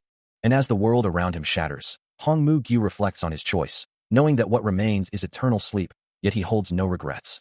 A torrent of blue and white energy cascades downward, a river of raw power. The ultimate technique of the Heavenly Artillery General. He channels an overwhelming surge of electrical energy, his body becoming a conduit for the destructive force, culminating in a heavenly burst, a swirling vortex of pure power. His eyes glow with fierce blue light, his face contorted in a grimace of absolute determination, as he whispers a final apology to his daughter, Sang-ah, for leaving her alone. Then, amidst the falling debris and crackling blue lightning, he stands, a solitary figure cloaked in the aftermath of his devastating power. His ultimate technique, the heavenly burst, erupts with matchless force, a blinding discharge of electrical energy that tears through the very ground beneath him. As the power dissipates, he falls, his body limp, thinking of his daughter, wondering if she would ever have to face such a situation. The mana discharge was so immense it carved a massive, circular crater into the earth, a swirling void of destruction, yet a taunting voice echoes through the devastation, declaring that he cannot be beaten, and threatening what would happen if they truly got their hands on him. Lying amidst the rubble, Hong Mu-gyu's thoughts drift to a final wish, to help her just once more, believing that should be enough. Suddenly, the scene shifts to a memory, or perhaps a vision, as a younger man with long, dark hair and striking blue eyes calmly responds, "Yes, master." The elder, Hong Mu-gyu, stands beside his disciple, Sayu, reminding him of their past conversations, of the path he was meant to take. "You don't need to be like me," he advises, urging Sayu to become his own Heavenly Artillery General. Sayu's face hardens with resolve as the elder's voice echoes a final blessing. "In this world, nothing will stop you. It's your time now, my son." A single tear traces a path down Sayu's cheek, as he prepares to walk on his own. A decade later, a voice echoes, questioning a forgotten past, wondering about a master long gone. The chilling memory of a frozen, desolate place surfaces as the voice asks, "Do you remember? Johnson did this, that." A figure with long, dark hair sits in quiet contemplation, his gaze distant, reflecting on a time when he was nothing, taken by the Han Shurs, and what might have become of him if his master hadn't been there. He trails off, the thought unfinished, leaving the chilling implication hanging in the air. A skeletal form, bound by heavy chains, hangs suspended amidst dark, swirling energy, a stark image of torment and imprisonment. Then, a stark question cuts through the darkness. Do you want to live? A blood-red moon hangs ominously in a desolate sky, its light casting an eerie glow over gnarled, thorny branches that reach towards it. Amidst the twisted, barren growth, the figure stands tall, his dark robes flowing around him, a silent testament to a harrowing past and a choice made. The memory of his master's anguish still burns, a vivid image of the elder's face contorted in pain. Even if you have to suffer worse than this, the voice echoes, you must. Sayu closes his eyes, the weight of a decade pressing down on him since his master fell into eternal sleep. He sits beside the stone slab where his master's body rests, the elder's spirit nearby, a silent observer, murmuring, "You still look the same after all this time, master." The master's voice, gentle yet firm, replies, "You're still alive." His help, Sayu realizes, was always too vast and profound to fully grasp. A wave of emotion washes over Sayu, a profound sense of belonging, as he declares, "I am not ashamed now that I am your disciple." The image of his master's serene form on the slab solidifies his resolve. "Heavenly Artillery, General Seth Victor," Sayu proclaims, reaching out as swirling energy coalesces before him. "Dan Sayu." He grasps the glowing orb, a tangible manifestation of his master's legacy, stating, "I am grateful for this gift that I received before I leave. The love that master gave me." Still reeling from the weight of his master's legacy, tears stream down his face, as he grapples with the profound question of how he could ever return such an immense gift. Yet, a quiet resolve begins to stir within him, and with a determined effort, he pushes himself to stand. His long, dark hair cascades around him as he rises, his tattered clothes a stark contrast to the ethereal glow of the spiritual realm he now inhabits. He walks away from the empty bed, a small figure in the vast, intricately carved chamber, the ornate walls seeming to stretch endlessly around him. Suddenly, his master's voice echoes through the darkness, a stern reminder, asking, "Sayu, what did I tell you?" The unexpected question makes him flinch, his eyes widening slightly, as he processes the weight of those words. He turns back towards the empty bed, a symbol of his master's physical absence, but his spiritual presence remains undeniable. Standing with his back to the viewer, his posture reflects a moment of deep contemplation as the chamber seems to press in around him. The voice of his master returns, cutting through the silence with another poignant question. "Did you ask me if I wanted to live?"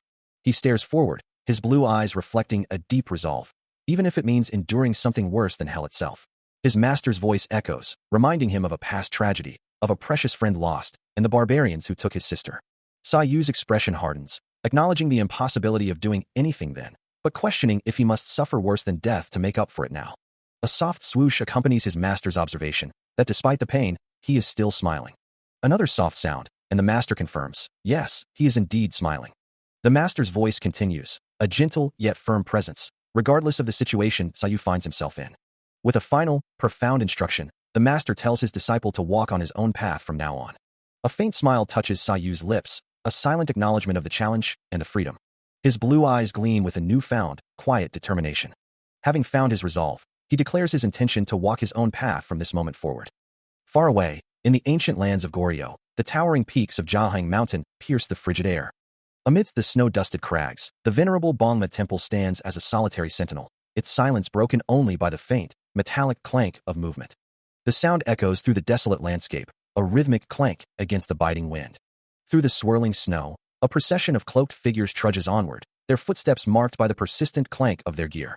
Each step is deliberate, their weapons glinting faintly, the clank growing louder with their determined advance.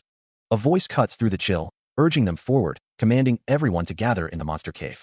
Deep within the Jiaohang mountain range, the entrance to the hermit's cave pulses with an ominous, ethereal blue light, a low, resonant hum echoing from its depths.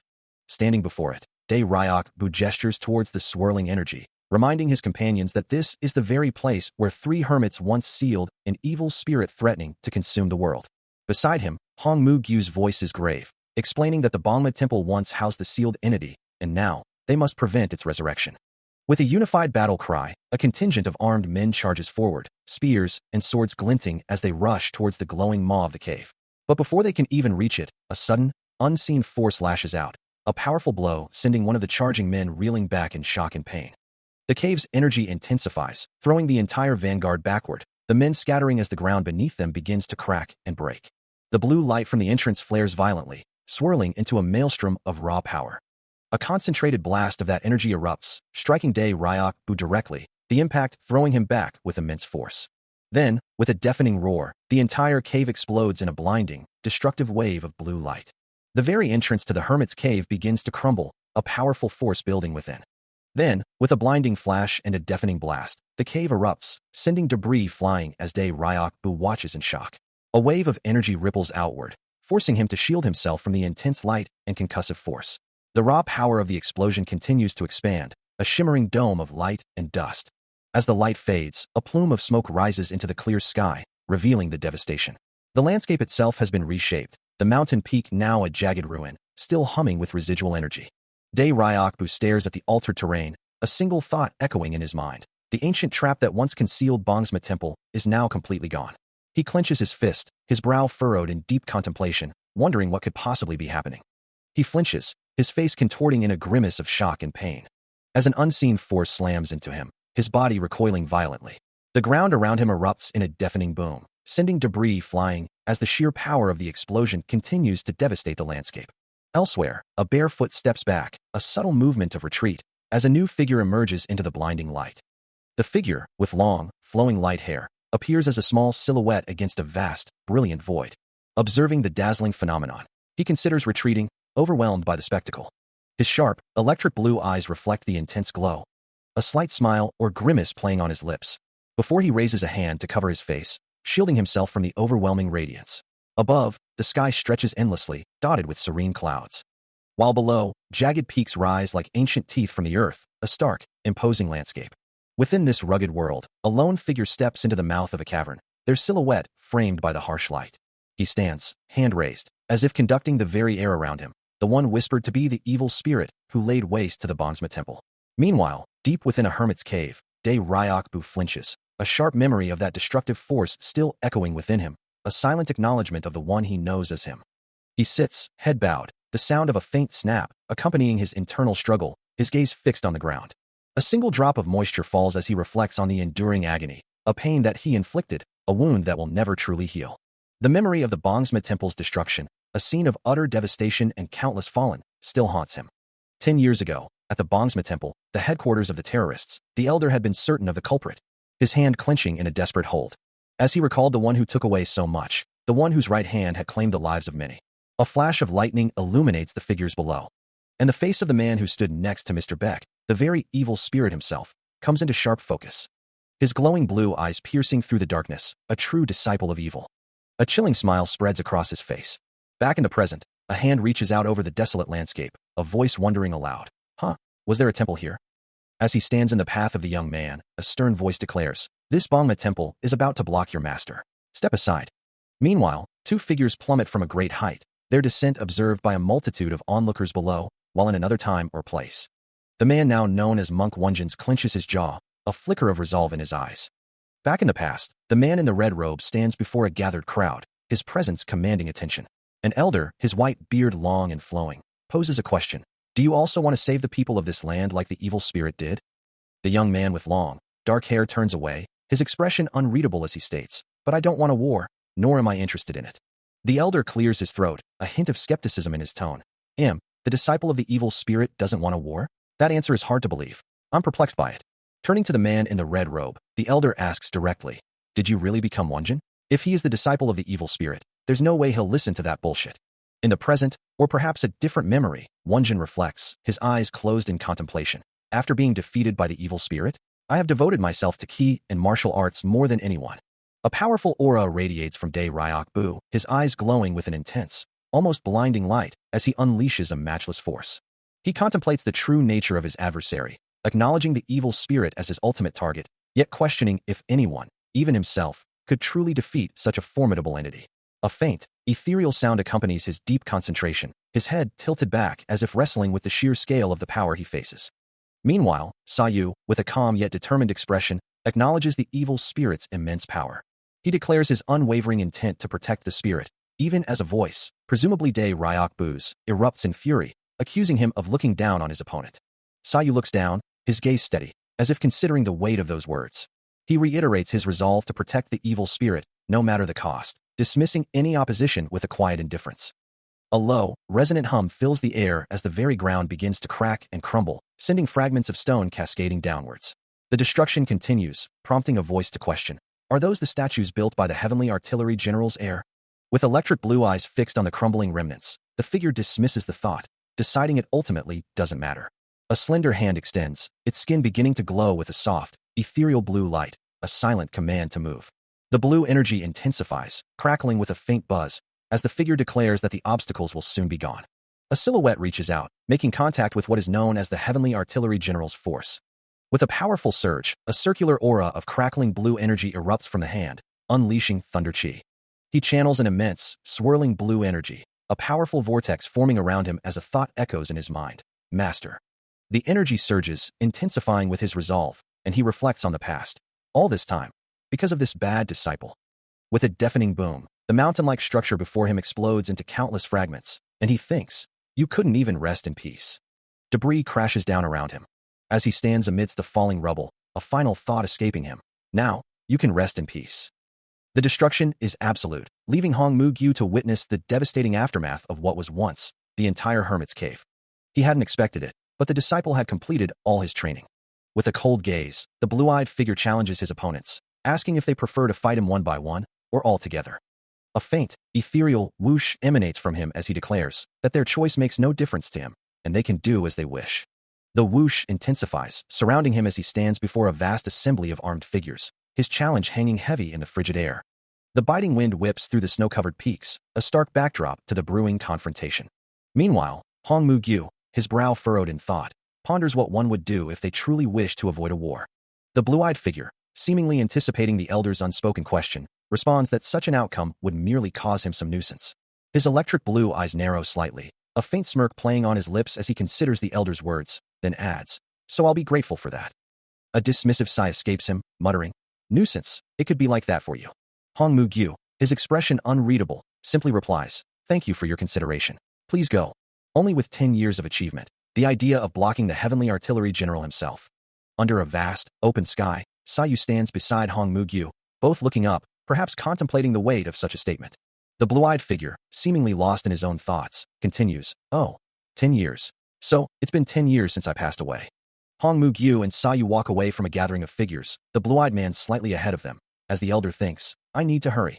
10 years ago, your legs got in my master's way to take revenge. Dae Ryok Bu's face contorts in a grimace, a single word escaping him as he recalls, and what happened to you was the consequence of a fair battle. Ugh. He clenches his teeth, recalling a past encounter with a matchless force, as the blue-eyed figure's voice echoes in his memory, dismissing his concerns. The figure challenges him, saying, you don't seem to think so, right? Find me if you ever want to take revenge. I will await you then. Meanwhile, the elder asks his young companion, Master, where will you go after you go down the mountain? The young man replies, I will fulfill the last wishes of my master and my friend. With that, he turns his back on the world he knows, declaring, I will go to the wasteland. The elder watches him go, a slight chuckle escaping him as he muses. Aha, it looks like the wasteland is going to be in chaos. It means that he has reached the level where he no longer has to hide his power. Maybe he has already surpassed his master. A thought crosses his mind about Han Mu-baek, the evil spirit whose storm-like power once overwhelmed everyone, yet he feels no such aura from the blue-eyed figure. The young man continues his solitary journey, a small figure against the vast, snowy expanse. Across the desolate, jagged peaks, a thought echoes, suggesting that one individual stands out as perhaps the most accomplished heavenly artillery general ever known. Sunlight filters through a canopy of leaves, casting dappled rays across a tranquil body of water, where ancient trees stand sentinel at the water's edge. Suddenly, the surface of the water breaks with a soft splash, as a figure begins to rise. Water cascades from long, dark hair and a pale arm, revealing a face with piercing, electric blue eyes that open slowly, taking in the world around him. A thought echoes in the silence, remarking on the passage of time since his last cleansing. He stands fully now, water still clinging to his form, his long hair flowing around him as he gazes up at the vast, open sky. Having just emerged from the water, the blue-eyed figure muses on the passage of time, a full decade having passed. He dismisses the thought of bathing, his mind already racing with more urgent matters. His focus shifts to two individuals, Mu Aniona and Master's daughter, whom he desperately needs to find. Reaching for his old garments, He notes how long it's been since he wore them, the fabric now tattered and useless. A sigh escapes him, wishing he had thought to acquire new clothes from the monks he encountered. Suddenly, his eyes widen in surprise as he spots small, glowing marbles, recognizing them as a form of currency and marveling at their unexpected value. A delicate, glowing blue butterfly flutters into his palm, a fleeting moment of beauty. The sight triggers a memory, and he softly speaks of a little fox, wondering if they're doing well after all this time. Shaking off the nostalgia, he reminds himself that reminiscing can wait. His immediate priority is finding proper attire. He pauses, a faint scent reaching him through the wilderness. The aroma of cooking food, so unexpected in this desolate place, makes him wonder if someone is nearby.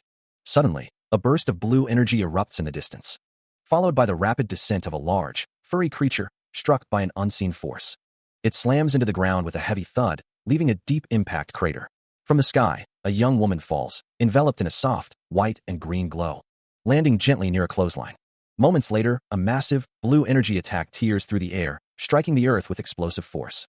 The impact sends clothes flying from the line, startling the woman as a monstrous figure looms in the background, its presence a clear threat. He holds a bundle of laundry, listening as the young woman before him complains about his constant nagging, before he calls out to her, "Woo ess."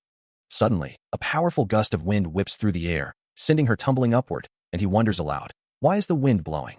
Her clothes tear away from her body with a sharp rip, leaving her exposed as she plummets back down, crying out in shock, "What? My laundry!" She slides through the air, barely avoiding complete nudity, exclaiming, "I nearly became naked." Moments later, she stands on the ground, now clad in dark, practical attire, while he observes her from a distance. Approaching him, she offers a new set of clothes, stating, "Here you go. This should be enough for the clothes." He looks down at his hands, where a small, glowing blue orb has appeared, prompting a confused, "Huh," before he marvels, "It's pretty." The young woman stares at the orb in his hands, her eyes wide with disbelief as she stammers, "Wait, W who?" He vanishes in a swift motion, leaving Sayu to wonder where he went. She finds herself perched on a tree branch, now fully clothed, and even her hair is completely dry. Contemplating her next move, she wonders if it's time to depart. Meanwhile, the blue-eyed figure extends a hand, seemingly indicating a journey to the mainland. The moon casts a pale glow over a rugged, rocky landscape. A procession of horsemen makes its way through a desolate, rocky canyon, their journey marked by the rhythmic clip-clop of hooves. Among them, the head of the Chong sect, Manhwa, rides with a determined expression, his thoughts focused on a singular, overwhelming objective, matchless force. He glances upward as birds cry out overhead, their calls echoing through the vast, empty landscape. Turning to his companion, he asks, "There's nothing to be wary of, right, Master Sa?" The elder, Hong Mu-gyu, the Chong sect's venerable figure, responds with a dismissive tone, "Who would dare to confront the Chong sect?" Manhwa's gaze drifts, his mind already beyond their current location, as he considers the sect's grander ambitions, knowing they have no intention of remaining in this small Fensheng. His thoughts conjure a terrifying image, the present Murim's supreme being, the demonic emperor, a monstrous, fiery entity he aspires to become. Returning to the conversation, he explains that to achieve their goals, they have been ruling over Liaoning province, a dominion established 20 years ago after discussions were prevented, and no further word was heard from their rivals. Yet, a new concern emerges, a swirling, ethereal presence hinting that the Muyong family has recently begun to move again. The Iron Martial Association, a formidable alliance, had recently formed between the heads of the 10 most powerful families, with Muyong Jin, the Muyong family head, appointed as its leader, all centered around Dae Ryok village. A subtle smile played on his lips, as Dae Ryok Bu listened to the elder. Even though everyone claimed the Muyong family was the strongest in Chong province, Hong Mu-gyu asserted they were still no match for their own Chong sect. Dae Ryok Bu mused that once their current endeavors were complete, the Chong sect would be significantly reinforced, a thought underscored by the gleaming gold ingots before him. With a soft chuckle, he confirmed his intent to defeat Dae Ryok village and enter the Iron Martial Association, confident it wouldn't be difficult. Hong Mu-gyu, in turn, pledged his full support, assuring him that if they worked together, the Chong sect would look out for him. Suddenly, a sharp "thwk" echoed through the air, and Hong Mu-gyu reacted instantly with his staff, while Dae Ryok Bu's eyes widened in surprise.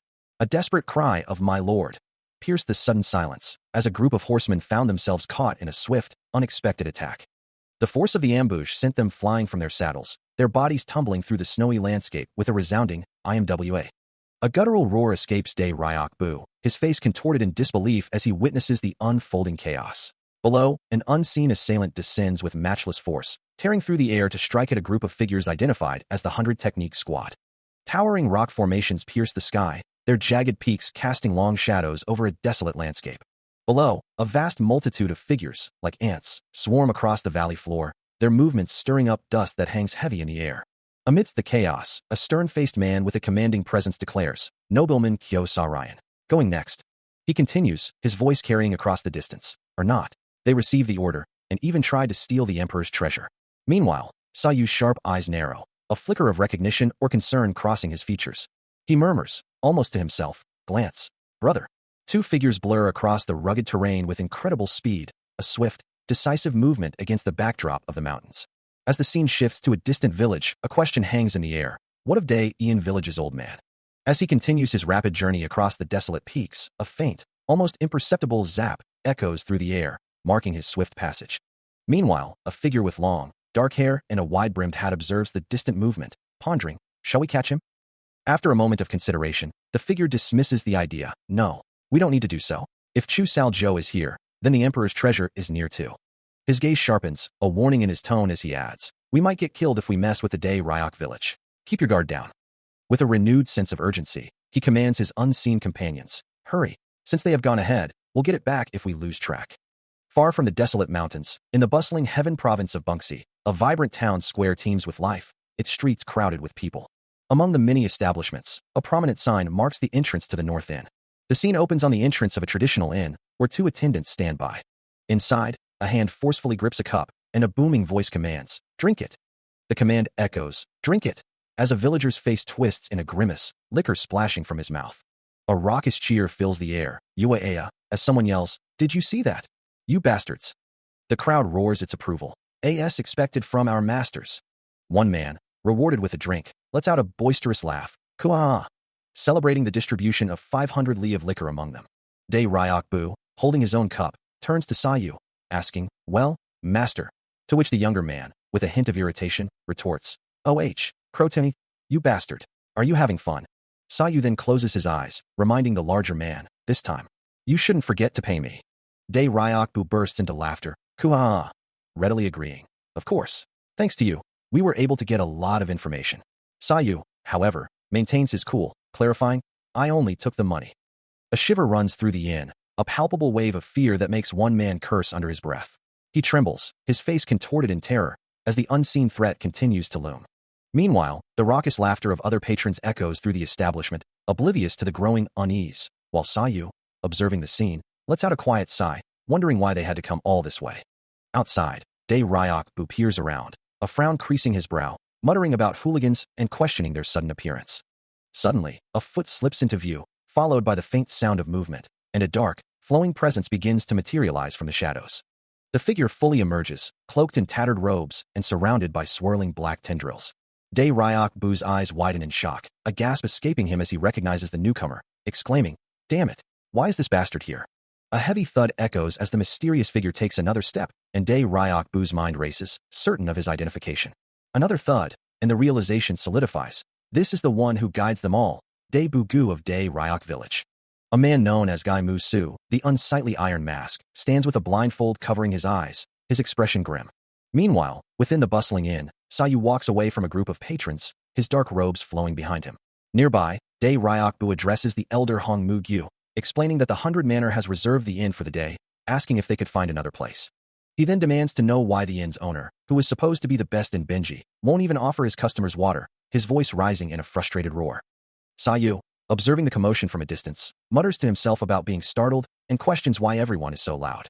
As he continues to walk away, he reflects that he expected the inn to be small and dirty, just as it is. Elsewhere, two figures, Muyong Ji and Moyong Huan Sung, stand side by side, both identified as two heroes.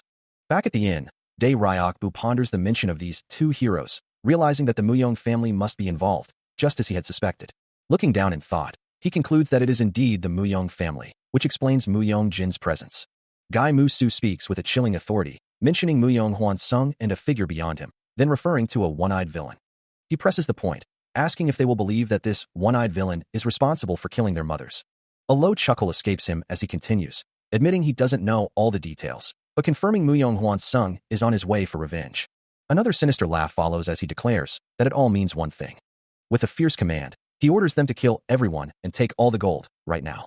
He adds, with another dark chuckle, that he will return for the rest of the gold, while they are to eliminate the one-eyed villain and the remaining people. His voice rises to a roar, demanding to know if they understand, emphasizing the target, the one-eyed villain. A dark, volatile aura flares around Dae Ryok Bu, radiating immense power.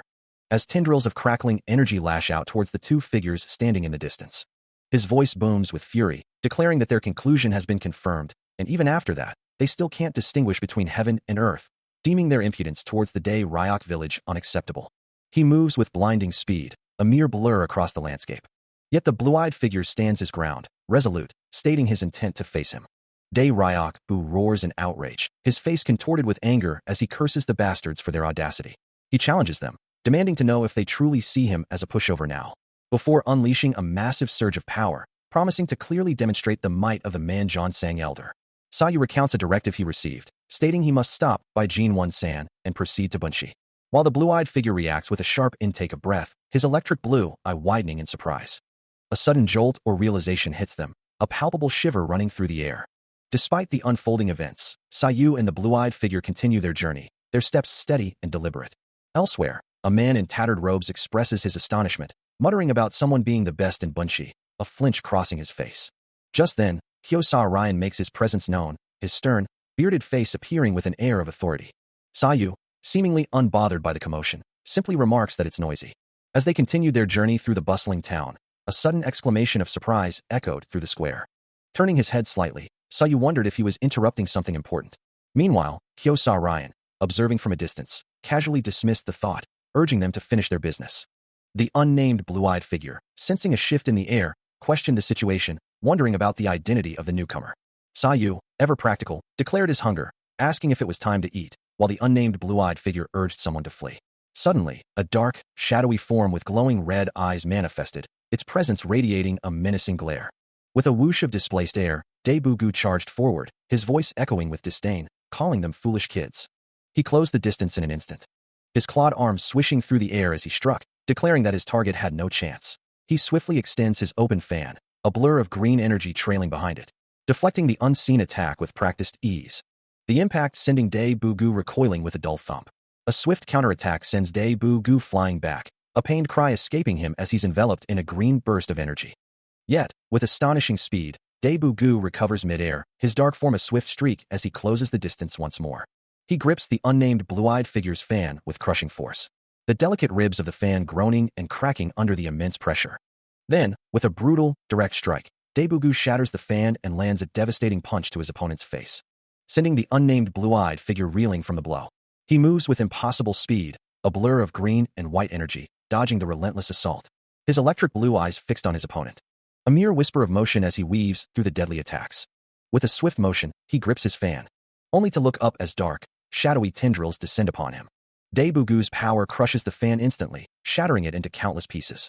A snarl twists Dae Bu-gu's face, his claw-like hands still smoking from the destructive force. The blue-eyed figure, now disarmed, plunges downward from the building, a forced retreat. From a distance, a masked figure watches, a sinister grin spreading across their face. "You're running, huh? You scared, aren't you? You're such a coward." The observer giggles, noting that the blue-eyed figure's martial arts skill is so high, he can even dodge attacks while they are using their divine technique. A sharp, cracking sound echoes through the air, marking a sudden, swift movement. The unnamed blue-eyed figure stands, his broken fan clutched in hand, a silent testament to his recent struggle. His electric blue eyes narrow as he declares, "It actually applies to you, senior." Then, with a swift swoosh, he moves, a blur of motion across the landscape. Above him, Dae Ryok Bu appears, his gaze stern, as the younger man addresses him, "Big brother." Looking up with fierce determination, the unnamed blue-eyed figure vows, "I will learn the martial arts equal to you. No, not that heavenly iron fist thing." The evil spirit, his electric blue eyes gleaming, remarks that the situation truly applies to his counterpart. He turns away, a subtle shift in his posture, and continues, his voice carrying a detached certainty, declaring to his elder brother that he will leave everything to him. Dae Ryok Bu, his face contorted in a furious snarl, curses the younger man. While nearby, a subordinate nervously reports that the unseen adversaries are stronger than anticipated, a sentiment his master confirms. Unperturbed by the chaos, the evil spirit dismisses the setback, his gaze sharpening as he recognizes a new opportunity emerging from the unfolding events. He unleashes a concentrated burst of power, a green energy thrusting forward, shattering the barrier before him into countless fragments. The evil spirit watches the destruction, a smirk playing on his lips as he muses, his big brother always gets to do the fun stuff, leaving him with the tedious tasks. Dae Ryok Bu, still consumed by his fury, continues to strike, causing another section of the structure to crumble. The evil spirit's voice cuts through the air, warning him to abandon any thoughts of escape. He stands poised and calm, then demands to know the whereabouts of the stolen items, promising a painless release if Dae Ryok-bu complies. Dae Ryok-bu's face contorts with pure rage, his teeth bared as he curses the man, demanding to know what he thinks he's doing. His roar echoes through the space, a furious vow to kill anyone, whether from the Moyang family or the heavenly demon sect, who stands in his way. He lunges forward, a furious roar escaping his lips, declaring with raw intensity, "From now on, Dae Ryok village will be hostile to the Moyang family." His voice thick with rage, he commands, "Kill everyone here." Meanwhile, a chilling presence descends, as the evil spirit is coming, its shadowy figures plummeting into a grand hall, their masked faces and glowing red eyes piercing the gloom. The evil spirit requires what was stolen to be returned to its rightful place. And a calm voice then questions, "Gold." A simple bowl of noodles steamed gently, its warmth inviting. As he lifted a mouthful with his chopsticks, a soft exclamation escaped him, finding the meal surprisingly delicious. He mused aloud, wondering if his companion had never seen such a simple dish before admitting it had been a long time since he, a man from Soyeon, had tasted food prepared by his own master. A thoughtful hum left him, his expression shifting as he returned to the pressing matter at hand, questioning what could have led others to believe they knew about the gold he sought, a sudden surge of frustration escaping him. He recalled fragmented information, a tale of the Moyang village and the Moyang family locked in conflict, fighting for control over Liaodong province, with the gold reportedly stolen by a group of bandits known as the Red Dragon Unique Squad. The name Moyang resonated with him, a family he had heard mentioned by his master, their struggle for provincial dominance now taking on new significance.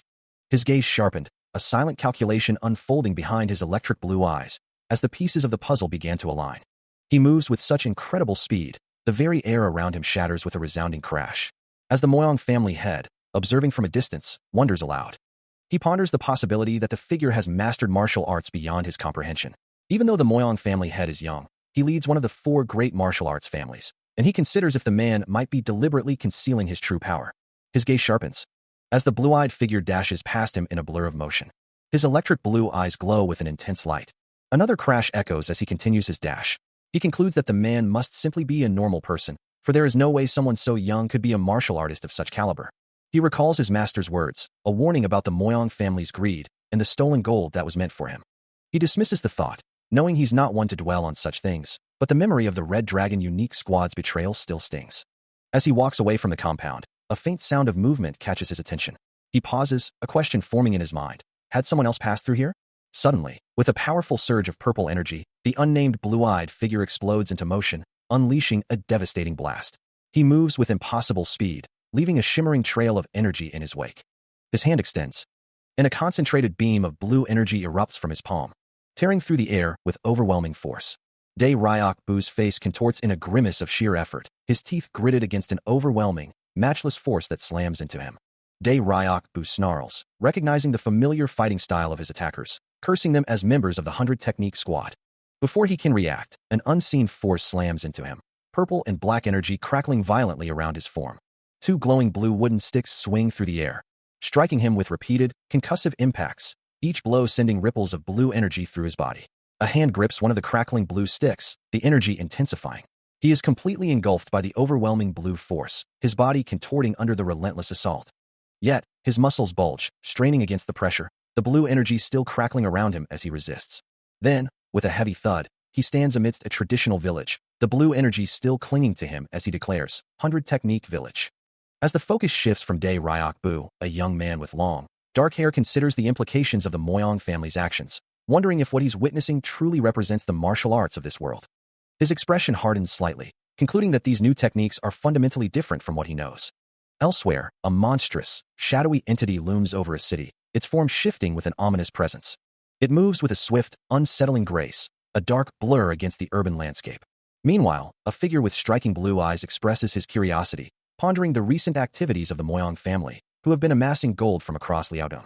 He questions their ultimate goal, before concluding that, to him, their actions appear to lack any discernible reason. Dae Ryok-bu, surrounded by a relentless horde, unleashes a devastating attack, his form a blur of motion as he cries out, "Yuea!" Despite his power, the sheer number of opponents begins to wear him down, sweat beading on his brow as he admits, these bastards are too strong. He pushes through the pain, delivering another crushing blow, a guttural whoosh, escaping his lips. From a distance, Hyosa Ryan watches with growing alarm, muttering, "Master, 8 persons from our 100 Technique Squad are already defeated." What should we do? Dae Ryok Bu's frustration boils over, a primal scream tearing from his throat. Damn it! His body begins to swell, dark energy erupting from him, cracking the ground beneath his feet as he undergoes a terrifying transformation. The monstrous form continues to expand, a deafening yua echoing through the air. Shadowy tendrils and grotesque figures manifest from the swirling darkness, a chilling, howling sound accompanying their emergence. The transformation culminates in a massive explosion of dark power, engulfing everything in a terrifying, howling maelstrom. Still reeling from the initial assault, he is struck again, debris exploding around him.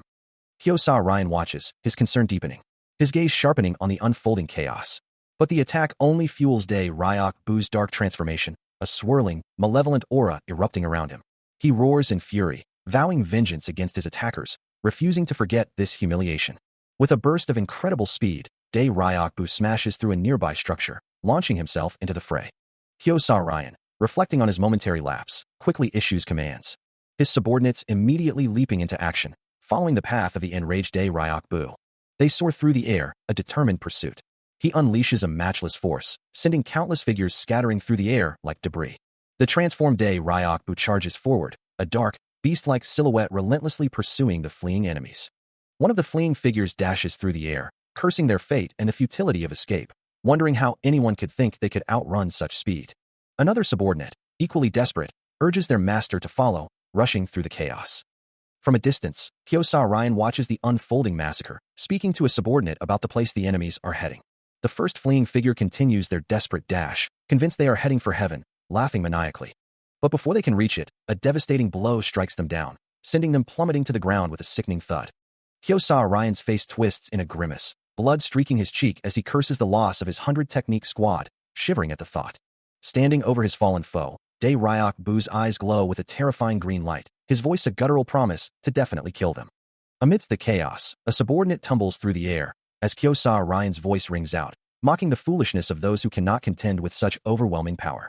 He takes a deliberate step forward, his words cutting through the din, reminding them that wealth cannot be moved by a single person.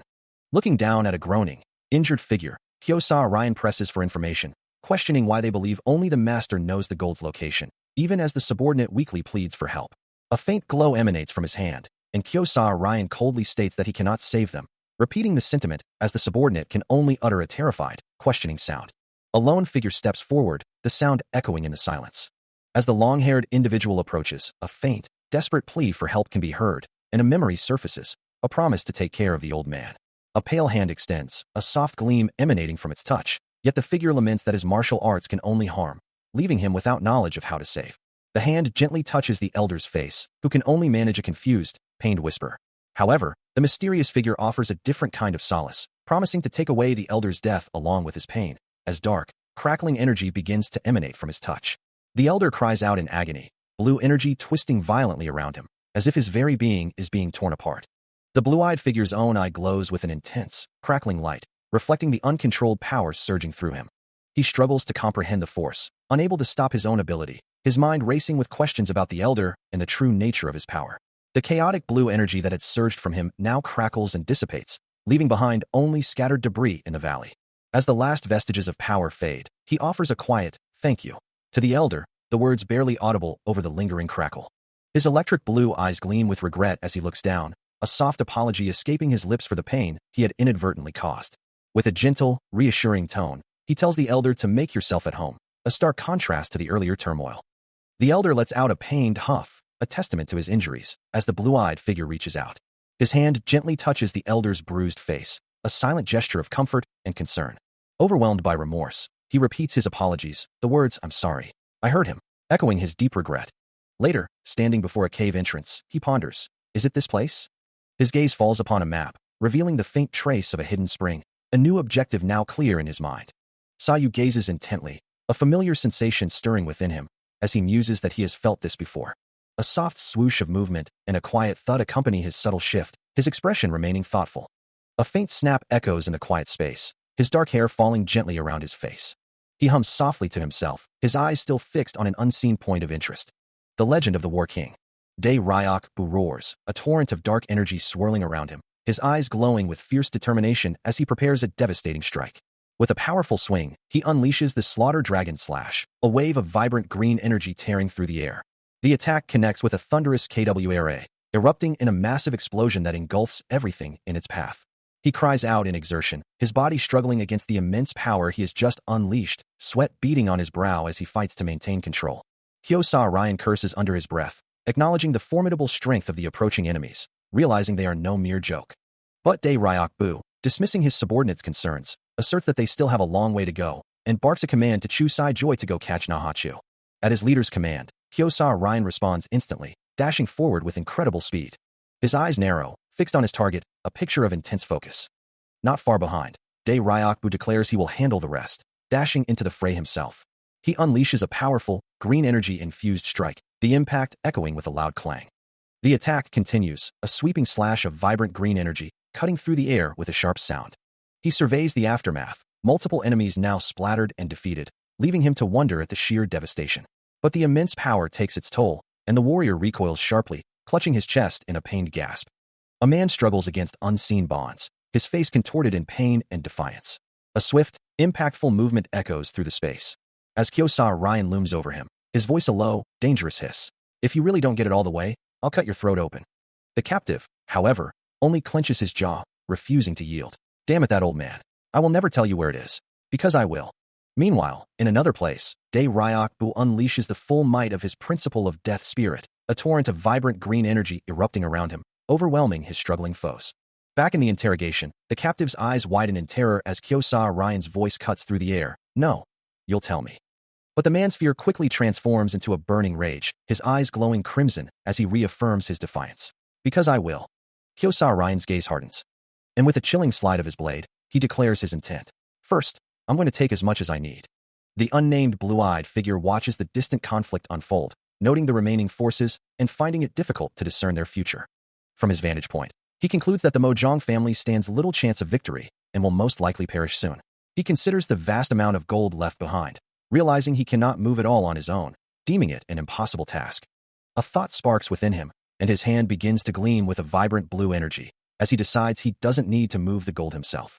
With a confident swish of energy swirling around him, he declares his intention. The others will gather all the gold for him. A colossal column of brilliant blue energy erupts from the ground, sending crackling tendrils of power into the sky, and causing the earth itself to explode outwards in a devastating display of force. Calmly, he taps a nearby tree branch, observing the aftermath of his power. He stands alone atop a jagged, towering rock formation, surveying the desolate expanse below. His sharp, electric blue eyes narrow slightly as he considers the scene, a quiet declaration escaping his lips. Whoever comes here will have a hard time finding it. Below him, the landscape, already barren, now appears even more violently fractured and chaotic, as if a tremendous force had just ripped through the earth, leaving behind a fresh scar of destruction. Perched high on a gnarled branch, Sayu's fingers tap lightly against the rough bark. As he gazes out across the vast, open expanse, a soft rustle of leaves accompanies his contemplative silence, his eyes scanning the distant horizon. A sudden, sharp gust of wind whips past him, drawing his attention to a jagged, dark mountain range in the distance. He wonders if this ominous place, Dae Ryok village from Fushun, or perhaps the Moyang family's territory in Shenyang, could be the very location where his master trained his daughter a decade ago. The thought lingers that this is also the suspected place where the evil spirit took Mu Ei Nuna, all within the region of Shenyang. He muses that it wouldn't hurt to confirm these suspicions with his own eyes for the future. With a decisive thought, he launches himself from the branch, dashing forward with incredible speed. Under a vast, star-dusted sky, the grand, traditional architecture of Dae Haiyan Do stood in quiet majesty.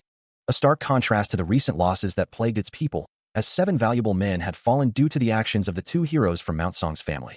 Standing over a fallen figure, his face etched with sorrow and frustration, Dae Ryan Bu lamented the heavy cost.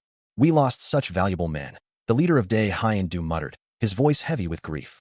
Beside him, his son, Manjan Bayan, spoke with a sharper edge, urging action. Father, there's no point in waiting and watching anymore. Manjan Bayan continued, his resolve hardening. Killing Chu Saljio means starting a fight against Dae Ryan Bo. Kneeling before him, Musu takes full responsibility for the recent losses, pleading for punishment. A sigh escapes Dae Ryok Bu as he addresses Musu, dismissing the idea of punishing someone who gave their best. What truly bothers him, he explains, is the Moyang family's betrayal of a 20-year-old promise, broken solely for wealth. Such actions, he asserts, cannot go unpunished. His voice rising, Dae Ryok Bu declares to all present that from this moment on, the Moyang family is their enemy. Standing before a vast assembly of disciples, he forbids anyone from leaving, ordering them to prepare for the impending war against the Moyang family. A unified roar erupts from the crowd, their feet stamping in fierce agreement. Turning back to Musu, Dae Ryokbu states that if Musu is incompetent, then he, as the one in charge, is equally so, questioning if their deaths are a curse of fate. A single tear tracing his cheek, he commands Musu to stand as the vanguard in this decisive battle to prove his decision was the right one. Still kneeling, Musu accepts the weighty command, his resolve firm. He affirms the necessity of their actions, his gaze firm. Then, his attention falls upon a grim sight, a lifeless body sprawled on the ground. The corpse's eyes are wide and vacant, a silent question hanging in the air about its fate. Dae Ryokbu demands answers, inquiring about the identity of the deceased and the circumstances of their demise. Musu begins his examination, noting that despite the lack of external wounds, the internal organs are intact, suggesting a death caused by a mana attack. As expected, he observes, the victim's hand is unnaturally hardened, almost like stone. He deduces that someone else was hurt in the struggle, and that using another's mana to kill is no simple feat. Musu explains that the victim's restricted movement prevented them from dodging the attack, confirming that a mana attack with bare hands would be impossible. Considering this new information, Dae Ryokbu realizes the Moyang family must possess another mage, and they must exercise extreme caution while making every effort to locate this powerful individual. He considers the possibility of a powerful mana user, a matchless force, having been involved in the recent incident. And a new thought crosses his mind. Perhaps there was someone else entirely. This revelation could signify a significant shift in the upcoming war against the Moyang family. Far away, under a moonlit sky, towering rock formations pierce the heavens, leading to the sprawling, majestic domain of the Shinyang Moyang family, a fortress nestled amidst snow-capped peaks. Inside a grand hall, bathed in the soft light filtering through immense windows, Hyosa Ryan stands with a younger woman. She looks up at him, addressing him simply as Big Brother. Observing her expression, Hyosa Ryan remarks, "From the look on your face, it seems it didn't work out well." He listens intently as the report concludes with an apology. "We're sorry to disappoint you." The head of the Moyang family, Hyosa Ryan, raises an eyebrow, asking, "Disappoint? What do you mean?" before adding with a dismissive tone, "I can't expect anything from you in the first place." A heavy silence hangs in the air as he processes the news, his gaze dropping in contemplation. He then turns and walks through a vast, opulent hall, its towering pillars and grand windows reflecting the clear sky outside. As he proceeds, a younger woman falls into step behind him, addressing him formally. "Father, Kwang Song and Ji are back." He pauses at a large window, looking out, his back to the viewer. The long, dark hair tied back from his face confirms his identity once more, the formidable head of the Moyang family, Moyang Dongcheon. Hong Mu-gyu and Gai Musu walk through a grand hall, approaching a vast, open doorway. Turning his head slightly, Hong Mu-gyu's voice carries a sharp edge, demanding to know if Gai Musu truly failed to retrieve the body. Gai Musu bows his head in apology, begging for forgiveness, yet attempting to downplay the severity of his mistake. Standing before a swirling vortex of dark, jagged energy, Hong Mu-gyu's voice booms with authority, insisting on understanding how such a failure could have occurred, especially when the world itself seemed to unravel and collapse around them. His eye narrows, the question hanging heavy in the air, a small mistake? Gai Musu, looking up with renewed determination, assures his elder that the body's location is confirmed through the leader's spirit control of evil control, promising to find it even if it means moving an entire mountain. Seated on an ornate chair, Hong Mu-gyu extends a hand, his tone unwavering as he reiterates his demand for answers. His hand glows with a vibrant green aura, the power palpable as he commands, "Come here." As the elder's power flared, a memory surfaces, showing Gai Musu in a desperate struggle, his neck caught in a powerful, unseen grip. His sister, Hyosa Ryan's sister, cries out for her big brother as she is violently thrown aside, her body dragging across the ground. Gai Musu screams in agony, his body lifted effortlessly by a swirling vortex of green and yellow energy. Another memory, Hyosa Ryan's sister kneels before Hyosa Ryan, pleading, "Father." She thinks of how she could never forget the most important thing she had. Hyosa Ryan, holding a document, dismisses her with a cold, "Don't interfere," his gaze fixed on something beyond her. He grabs her arm, his voice sharp as he demands to know why their Moyang family had to close their doors, his grip unyielding. The scene shifts back to Gai Musu, his neck twisting with a sickening crack, as the unseen assailant continues their brutal assault, forcing him to join the Five Dragon League Association. Hyosa Ryan reflects on the past, lamenting that such a limited mind could not grasp the full scope of their family's former glory, once ranked the strongest of the five families, even considered leaders of the Five Dragon League's future. But then, he recalls, they were able to limit his family, forming the Five Dragon League under the Martial Association and excluding them entirely, a memory symbolized by five swirling orbs of power. A gnarled, powerful arm moves with incredible speed, its force echoing through the air. Such power was used to eliminate all who opposed, even the elders of one's own family. leading to the complete downfall of their lineage. The elder, Hong Mu-gyu, his face set with grim determination, reveals that his extreme measures were never about joining the Five-Dragon League, but rather to ensure the entire martial association would be swept away by his family. A figure cries out in agony, sent crashing down by an unseen force. Hong Mu-gyu, his gaze piercing, challenges Kwang Seo, demanding to know what he intends to do now.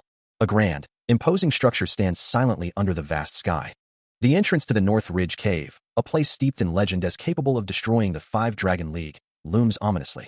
A weathered sign confirms its identity as the North Ridge Cave, revealing that the key to completing a profound legacy lies within its hidden gold.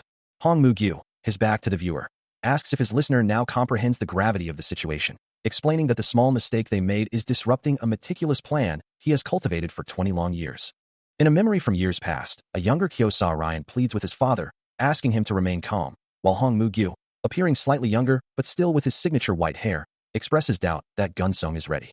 Kyosa Ryan reassures his father not to worry, claiming he has an alternative, as Hong Mu-gyu reveals that in a few days, they will acquire the gold through the Iron Horse Bureau. A golden, ornate symbol glows with ancient power, representing the legacy of the Great North Ridge, which will soon be complete. With a decisive gesture, Kyosa Ryan's hand reaches out, commanding someone to move. As they walk, Hong Mu-gyu instructs Kyosa Ryan to keep Mansong and others away from his family, and to maintain surveillance on the Moyong family head, noting a rumor that the Lion League is also after the gold. A young woman, Kyosa Ryan's sister, her cheeks smudged with blood, solemnly promises her father that she will keep his words in mind. Returning to the present, Hong Mu-gyu reflects on the passage of time, acknowledging that 20 years have passed since he began his wait, and now, only one step remains. His hand clenches with fierce resolve, as he anticipates the moment they take that final step. With a determined, almost predatory expression, he declares that they will then be able to place the entire world of Murim under the Moyong family's control. As the vision deepens, a crimson moon hangs heavy in the sky, its ominous glow mirroring the dread of a day long past. From the encroaching darkness, a pair of piercing electric blue eyes emerge, watching with an unsettling intensity. Then, a desperate cry echoes through the memory, a young voice calling out, "Sayu." His face contorted in terror, the young man gasps, "Huh, no. His hand reaching out in a futile gesture, he pleads, "Please take care of her." Suddenly, the powerful figure of Dae Ryok-bu lunges forward, his arm outstretched, as if grasping for something just out of reach. His entire being radiates a raw, desperate power, a silent testament to the overwhelming force of the moment. A figure is violently thrown through the air, a burst of energy erupting around him as a desperate voice cries out, "Jaejik-san." His blue eyes wide with horror, Sayu watches the scene unfold, a choked gasp escaping him. "Oh no." Tears streaming down his face, he screams, "Sayu." His voice cracking with desperation, he pleads, "Run away now," before calling out a name, "Mu-ae Nona." Suddenly, an unseen force grabs him, pulling him violently, his body contorting as he lets out a pained cry. The grip tightens, and he screams, yeah." The vision dissolves into a chaotic burst of dark, swirling energy. Before revealing a shadowy, skeletal figure hanging suspended by heavy chains, a chilling BM echoing through the silence. Above it all, the ominous red moon hangs in the sky, as a voice whispers, I like people like you." As the traumatic vision continues, a grotesque, corrupted tree-like entity looms, its twisted branches reaching out, while a figure with long, dark hair, bound by heavy chains, stands with his back to the viewer, contemplating that undaunted spirit. The intensity of the vision causes Hong Mu-gyu to recoil, a sharp, disoriented sound escaping his lips as his aged face contorts in distress. And the chained figure's electric blue eye glows with a chilling resolve, wondering what if he takes more of it, to destroy both the spirit and body, and fill people with that undaunted spirit. His expression remains eerily calm, even as the vision shifts, showing him engulfed in a fiery explosion, a distant silhouette on a desolate hill under a moonlit sky, before a pained gasp escapes him. And he cries out in a memory, a desperate, echoing call of no. He even dreamed about this, a soft, sorrowful sound accompanying the realization. His electric blue eye flares once more, a silent, profound understanding dawning as he utters, I, while a mysterious figure in a wide-brimmed hat watches from the shadows. A sharp, focused gaze cuts through the air. As Sayu, his face partially obscured by a wide-brimmed hat, observes his surroundings with quiet intensity. He walks with purpose, a faint sound of movement accompanying his steps, leading a small procession of figures across the desolate landscape. As dusk settles, he stands by a crackling fire, its warmth a stark contrast to the chill of the night, when a familiar, imposing figure approaches him. The man, Dae Ryok-bu, introduces himself as Man Jik-sang from the Iron Horse clan, his voice carrying the weight of his presence. The caravan continues its journey under the vast, star-dusted sky, a line of wagons and travelers moving steadily through the night. Another member of the Iron Horse clan, Man Junho steps forward to address Sayu, stating his name and requesting, "We would like to stay the night at this place for a while, young man." Sayu listens, a subtle, knowing smile playing on his lips, his eyes reflecting the faint light of the moon. The pot of stew continues to boil vigorously over the campfire. As the elder, Hong Mu-gyu, remarks on his envy, wishing he had traveled more when he was younger, then jokingly adds that he's quite old now. Sayu, surprised, questions his age, believing the elder to be only a year or so older than himself, and apologizes for his rudeness. Hong Mu-gyu dismisses the apology, explaining that he and his elder brother have been traveling together for a while. He simply states that it's nothing, as they are just two old men. Meanwhile, Man Junho explains their important journey to Shenyang, expressing concern about potential bandit attacks along the way. He notes that the melting ice will soon make their current camp unsuitable, and they were wondering about finding a new place. Sayu, connecting the dots, asks if their destination of Shenyang is related to the Moyang family. A spoon is held out, ready to taste the stew, as the conversation continues with precise understanding. He assures them that no matter the debt, for the sake of their lives, he will tell them anything. Meanwhile, the elder quietly reflects, wondering if he can truly protect the giant's trust with his life, and if the Iron Horse Bureau even has a chance to survive. Sayu, holding a bowl of glowing embers, acknowledges the elder's words, offering a soft apology. Man Junho dismisses the sentiment, then shifts the conversation, asking if Sayu is also heading to Shenyang, confirming that they have people from the Bureau gathering information there. Considering his words, Sayu inquires about the type of information they seek, suggesting that the best source in the central district would be the public and low-rank factions. As a bustling crowd fills the background, he reiterates that the public and low-rank factions hold the key. With a glimpse of a more unsettling crowd, some with glowing eyes, Sayu explains that due to the Moyang family's status and connections, many people are blind to certain truths, making the public in Shenyang quite peculiar. He clarifies that these crucial sources are the public and low-rank factions, specifically mentioning beggars and servants. A grand, ornate building appears in the distance, as he concludes, emphasizing the pervasive influence of the Moyang family. He acknowledges the danger posed by the Moyang family, but insists that the journey is something he truly needs, even if it means facing them. A confident smile spreads across his face as he declares, "No matter what happens, I'll go." Certainly. Watching him, Man Junho wonders aloud, how can he smile like that? The elder, Hong Mu-gyu, looks down thoughtfully, sensing the weight of Sayu's decision. He remarks that it sounds like a heavy burden, but chooses not to press for more details. As the conversation concludes, the chill of the journey settles in. Well, let's say, all this food went cold. The vast, snowy landscape stretches before them, filled with countless travelers. All of them, it seems, are headed to Shenyang. As they walk, Hong Mu-gyu turns to Sayu, guessing his true destination. "I'm guessing that you're going to the Iron Horse Bureau." Sayu confirms, "I'm going to the Iron Horse Bureau." The elder nods in understanding. "I see. Then these people are." He begins, gesturing to the throng. Before Sayu finishes his thought, they're all going to Shenyang. He asks if they know the two leaders of the Moyang family and their honorary, confirming that they are indeed the best among the best. One of them, he explains, is the head of the Moyang family. And the other is also a Moyang family head, just like him. The head of the Iron Clan, despite his lower rank, is the only one who possesses greater strength than the others. Such is their immense power, a force to be reckoned with. According to some, the three of them are on the verge of becoming immortals. The word echoes in Sayu's mind, a distant memory surfacing. Immortals. There were some in Goryeo too. Later, under the glow of a full moon, Man Junho reveals that all those immortals have disappeared because of... He continues, explaining that the immortals of Goryeo were said to live for hundreds of years, but vanished after the war with the Mongols. He looks on, his expression thoughtful, as the implications of the ancient immortals' disappearance settle upon him. Sayu reflects on the concept of immortals, wondering if they were like the hermits who devoted themselves to their masters, and recalling the legend that these immortals were the strongest among all martial arts masters. He ponders the three unknowns, the true highlights of the martial world, questioning who would truly be the strongest, and who would win if they were to fight. His gaze remains distant, lost in thought, until a sudden scent of blood pulls him back to the present. As he rides, a voice calls out to him from the distance, "Brother!" Dae Ryok, who surveys the grim scene before him, noting the presence of dead bodies. Some of the fallen, he observes, belong to the Moyang family, while others appear to be invaders.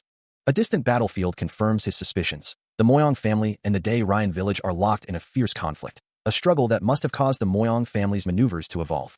A flicker of concern crosses his face as he realizes the gravity of the situation, knowing that if the conflict has escalated to this point, he cannot guarantee the safety of someone important. He urges his companions to hurry. His voice rings out, clear and commanding, ordering everyone to be prepared and on their guard, for they must reach Shenyang today. Among the group, a question arises, wondering if the approaching threat is a person from Goryeo. The rhythmic clop-clop of hooves echoes as the horses pick up their pace. The urgency in the command is palpable. They must reach Shenyang as soon as possible, and the group responds with a unified yes as the carriage speeds onward.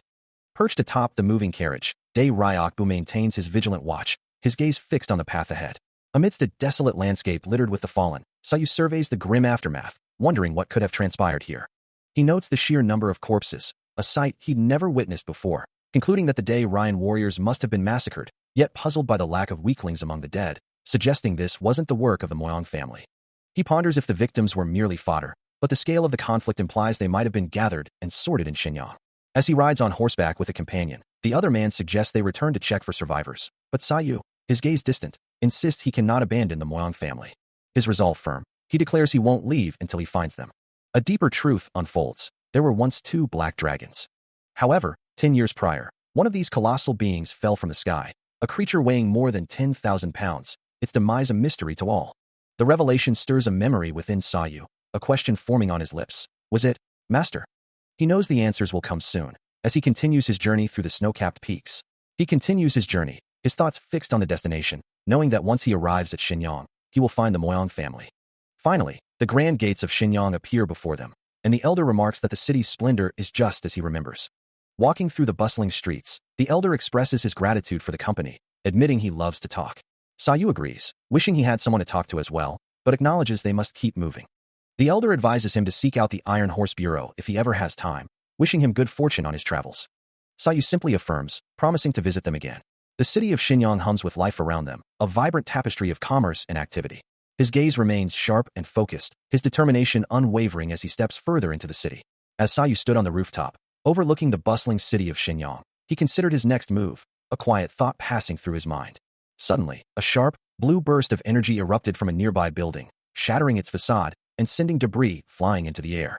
Without a moment's hesitation, he launched himself forward, dashing across the rooftops with incredible speed. He soared through the air, his eyes scanning the chaos below, identifying a potential landing spot amidst the crumbling structures.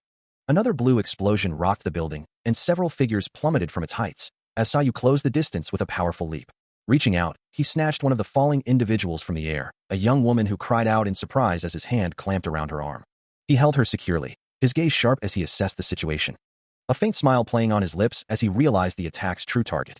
The woman, still reeling, stammered a desperate plea for help.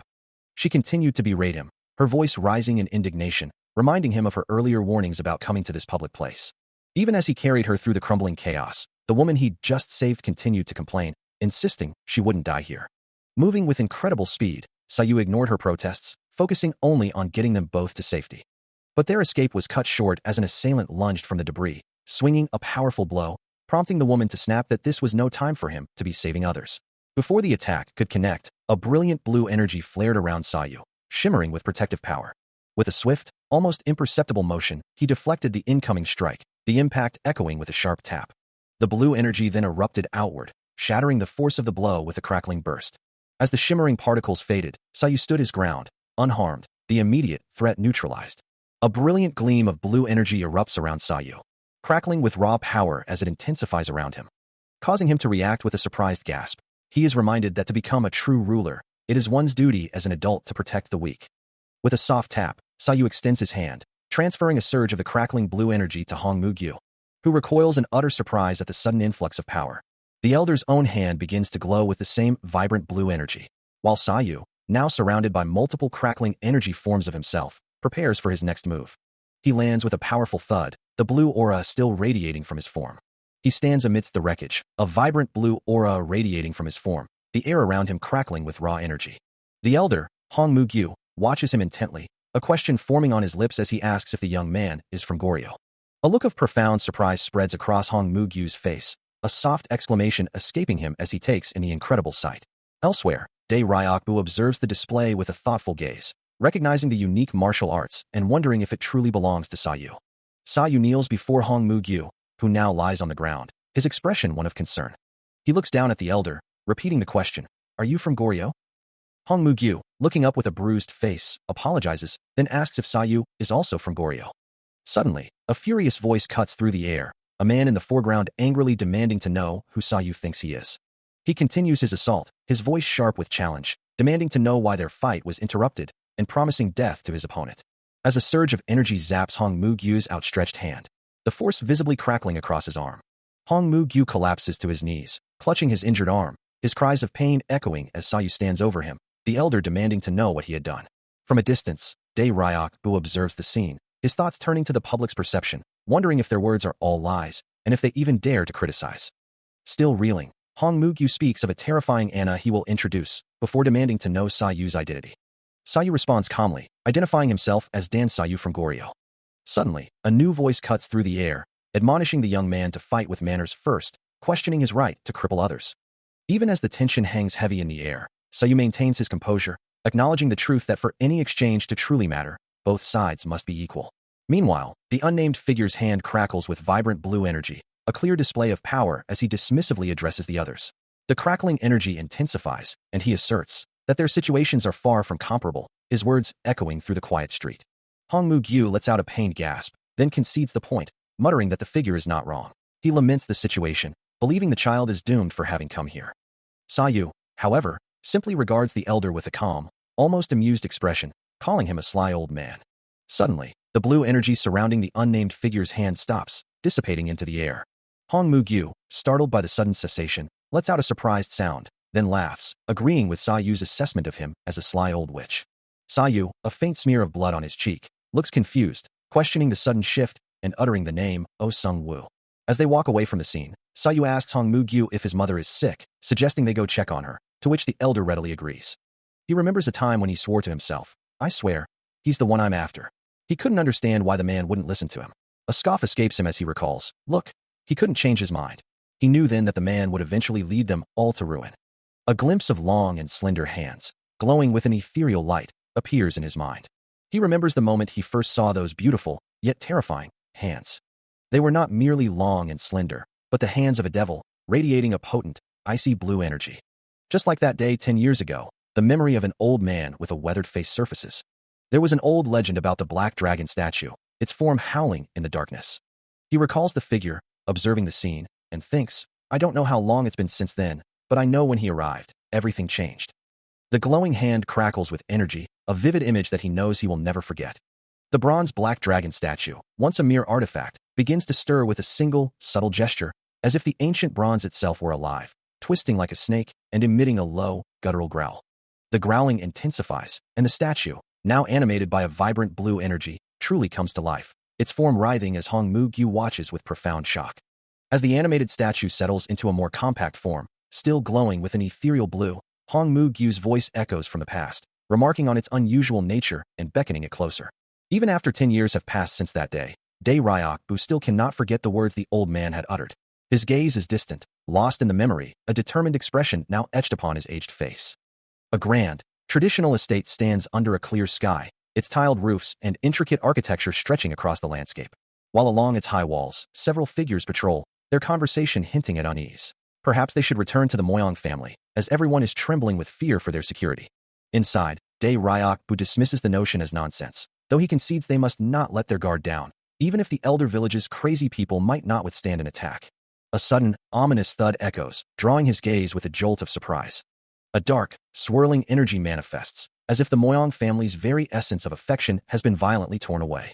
And from the swirling darkness, a cloaked figure emerges, staff in hand, radiating an unsettling presence. Dae Ryok-bu's companion, recognizing the newcomer, gasps in disbelief, demanding to know why Guy Musa is here in Shenyang, a crackling energy accompanying his shock.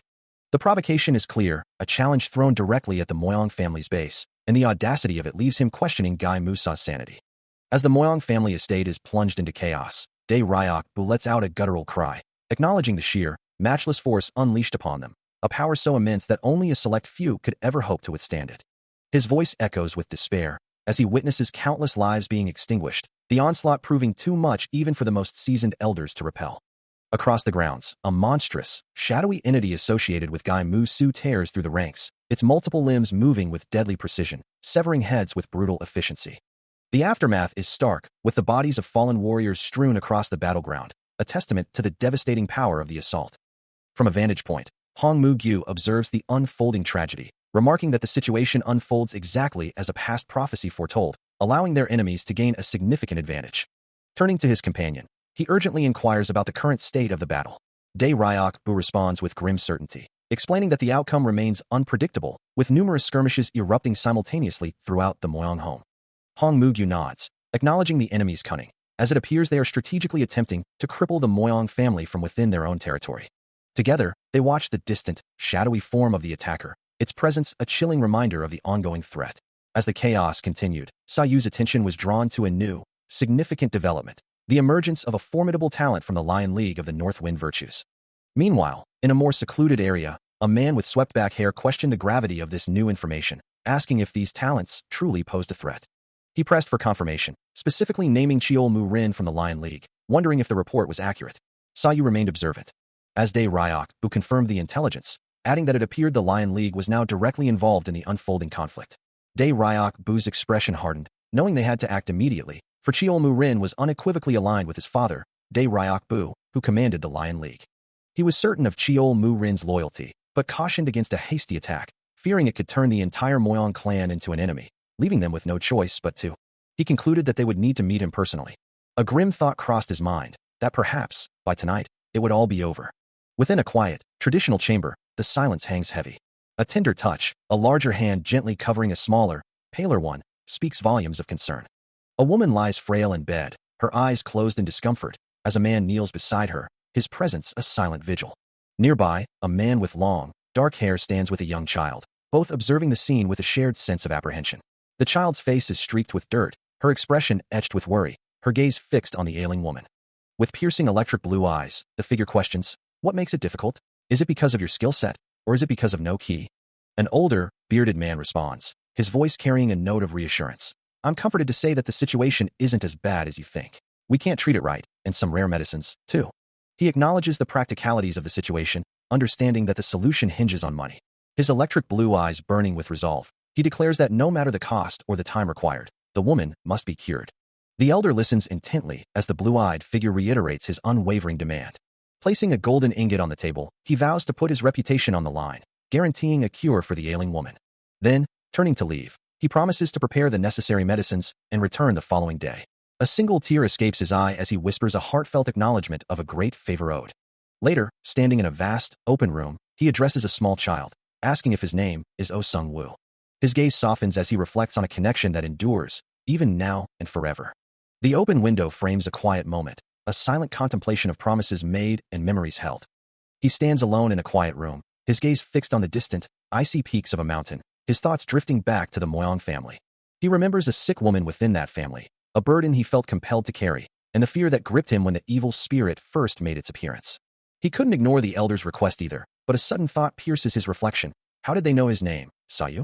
His mother, he recalls, had an unbreakable connection to the Moyong family, while his father traveled widely, meeting many people.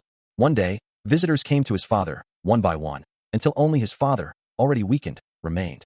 It was then that his father, his only son, asked him to maintain a connection with an old friend who had helped him, but also warned him that these visitors were demons, and that he should kill them.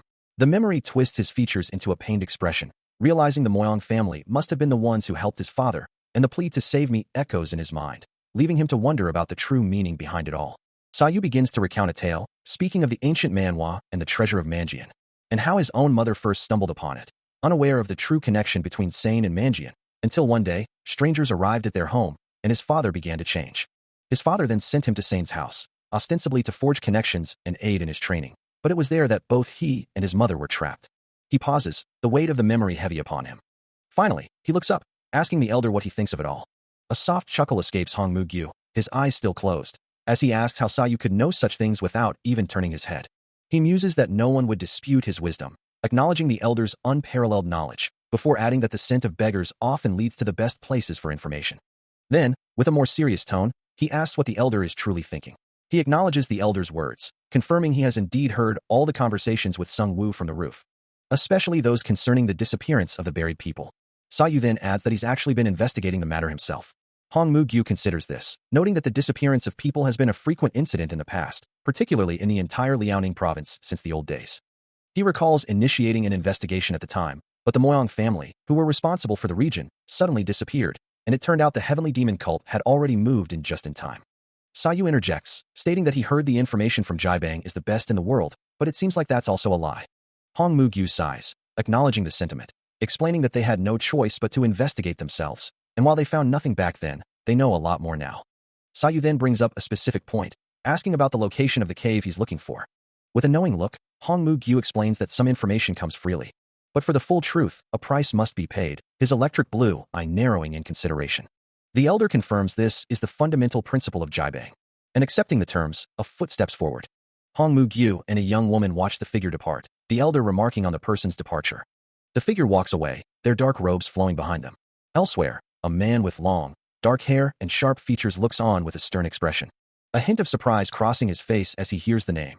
Kyoi Mu-rin, the North Wind's Virtus of talent. He is described as a rising star among the 2 saints, 3 elders, and 4 monarchs, one of the 10 great talents with extraordinary skills. The martial world is upheld by powerful groups and 10 great talents, among whom one stands out, known as the young master of the lion's roar, a truly remarkable individual. Meanwhile, the elder, Hongmu-gyu, considers the growing concern over the clash between the Moyang village and the Moyang family, murmuring his thoughts. He is the North Wind Virtue's talent, a name whispered with reverence. Approaching the elder, he bows deeply, acknowledging their long acquaintance. The North Wind Virtue's talent, one of the 10 great talents, is a manifestation of the northern frontier's remote area. He looks up, greeting the elder, Moyang Gun Song, after a long time. Hongmu-gyu gestures, inviting him to a more private setting and offering him a drink. Accepting the kindness, he expresses gratitude, but then makes a request to be excused. Hongmu-gyu looks utterly bewildered, unable to comprehend what he's just heard. 10 years prior, tax collectors from Zumong were reportedly active in Shanyang, a detail that now seems to hold unexpected significance. As the young talent considers the implications, he wonders aloud, the wise man? Is there a patriarch called the wise man in Jibang? A flicker of recognition crosses his face as he realizes, oh, he is indeed. The elder flinches, a subtle reaction that suggests the Moyang family was unaware of this particular detail, or perhaps they simply didn't know it. With a polite bow, the young talent addresses him, you're very much a patriarch, Hong. The elder responds, I'm Moyang Gun Song, the patriarch of the Moyang family. He then adds, I should have greeted you first. Forgive my greeting. The elder, still processing the strange encounter, muses, you stay in a small room, and you're a patriarch. Now you know how amazing I am. Isn't that so? Meanwhile, the young talent's thoughts race, considering the possibility that if there's no one else in the Moyang family and Moyang village, then who exactly is the North Wind Virtue's talent? He recalls the widespread belief that this individual was the strongest in Jibang, a reputation that now seems to clash with the elder's unassuming demeanor. A new, startling possibility forms in his mind. Could that be? As he processes the implications of his discovery, he can only hope his suspicions are unfounded.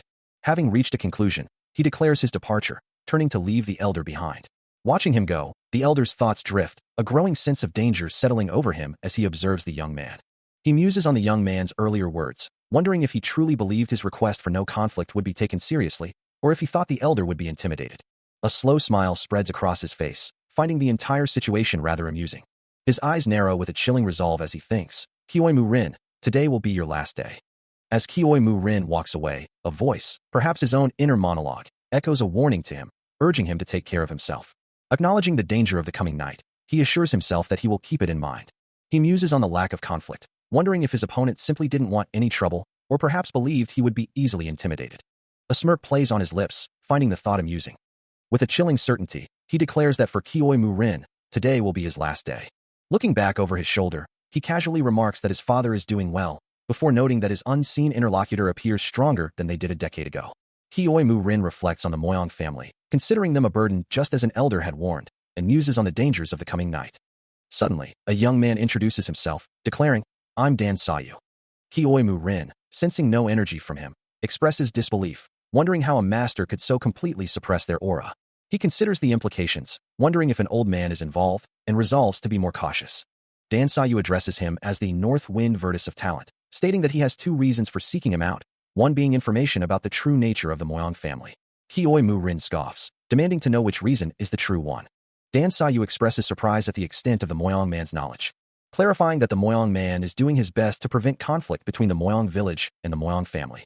Kyoi Mu-rin acknowledges the old man's efforts from his perspective, but asserts his own desire to use the Moyang family's situation for a fight, understanding Dan Sayu's intentions. He considers the situation with the Moyang village, acknowledging that they are not without their own complaints. Still, he resolves, he will have his fight, his hand resting firmly on the hilt of his blade. Under the vast, silent sky, he stands, a lone figure against the horizon. A thought crosses his mind, a familiar name echoing in his memory. Long time no see, Moyang village. As the moon hangs high above, he and his companions begin their journey. He recalls the words of others, the whispers of a legion and the great North Ridge, a place where they are said to be waiting. His gaze sharpens, the North Wind Vertus talent now fully focused on the task ahead. A slight smile plays on his lips, a hint of anticipation for the battle to come. With a decisive command, he leads his group forward, towards the imposing gates of the Great North Ridge, ready to receive the Legion. As he approaches the Great North Ridge, a chilling thought echoes through the air, wondering if this night might be his last. Beside him, the elder Hong Mu-gyu observes the unfolding scene, remarking, "Well, looks like it's going to be a long night." Hioi Mu-rin, however, sees opportunity in the chaos, believing it a good chance to infiltrate the world of disorder. Floating high above the vast landscape, he calls out to his companions, "Listen, let's go together." Below, the grand structures of the Great North Ridge await, nestled amidst towering peaks. And as they finally stand before it, the truth of their destination is revealed. The Lion Legion's North Wind virtue, Hioi Mu-rin, is here, just as he expected, their intention obvious. Hong Mu-gyu confirms his suspicions, noting that the Lion Legion is affiliated with the Moyong village, and they came not for the Moyong family, but to take advantage of the Great North Ridge itself. Hioi Mu-rin acknowledges the Moyong family's ambition to become the most powerful in their history, but he knows they are unaware of the true forces at play. A golden symbol of power glows, hinting at the momentous events to come. For today, the Moyong family will indeed herald the most powerful day in its history. Dae Ryok Bu's face contorts with fierce determination, declaring that they will create a stepping stone. And the Central District will not be forgotten, as he shouts, "Association." Meanwhile, Hioi Mu-rin moves with incredible speed, golden rings of energy swirling around him, acknowledging that this level of annihilation is something he will keep in mind. High above, a full moon casts its pale light, illuminating the vast, snow-covered landscape below. He streaks across the terrain, leaving a massive cloud of dust and debris in his wake, his feet glowing with a vibrant blue energy as he soars through the air. Below, a contingent of riders on horseback approaches a distant structure. Identified by their banner as the Iron Horse Bureau, he knows the truth, that the real conflict lies between the Heavenly Demon and the Association. A truth that has led to devastating, blazing battles, leaving only the crows to feast on the aftermath. Looking back at the burning village, Hioi Mu-rin laments that if he had known this was his family's true goal, they would never have started down this path. For his martial arts were meant to save people, not to cause such comfort that led to tragedy. An elder's voice echoes, questioning if he had predicted all this. Meanwhile, a sign marks the entrance to the North Ridge Caves. Hioi Mu-rin stands before the dark opening, his journey leading him to this new, ominous destination.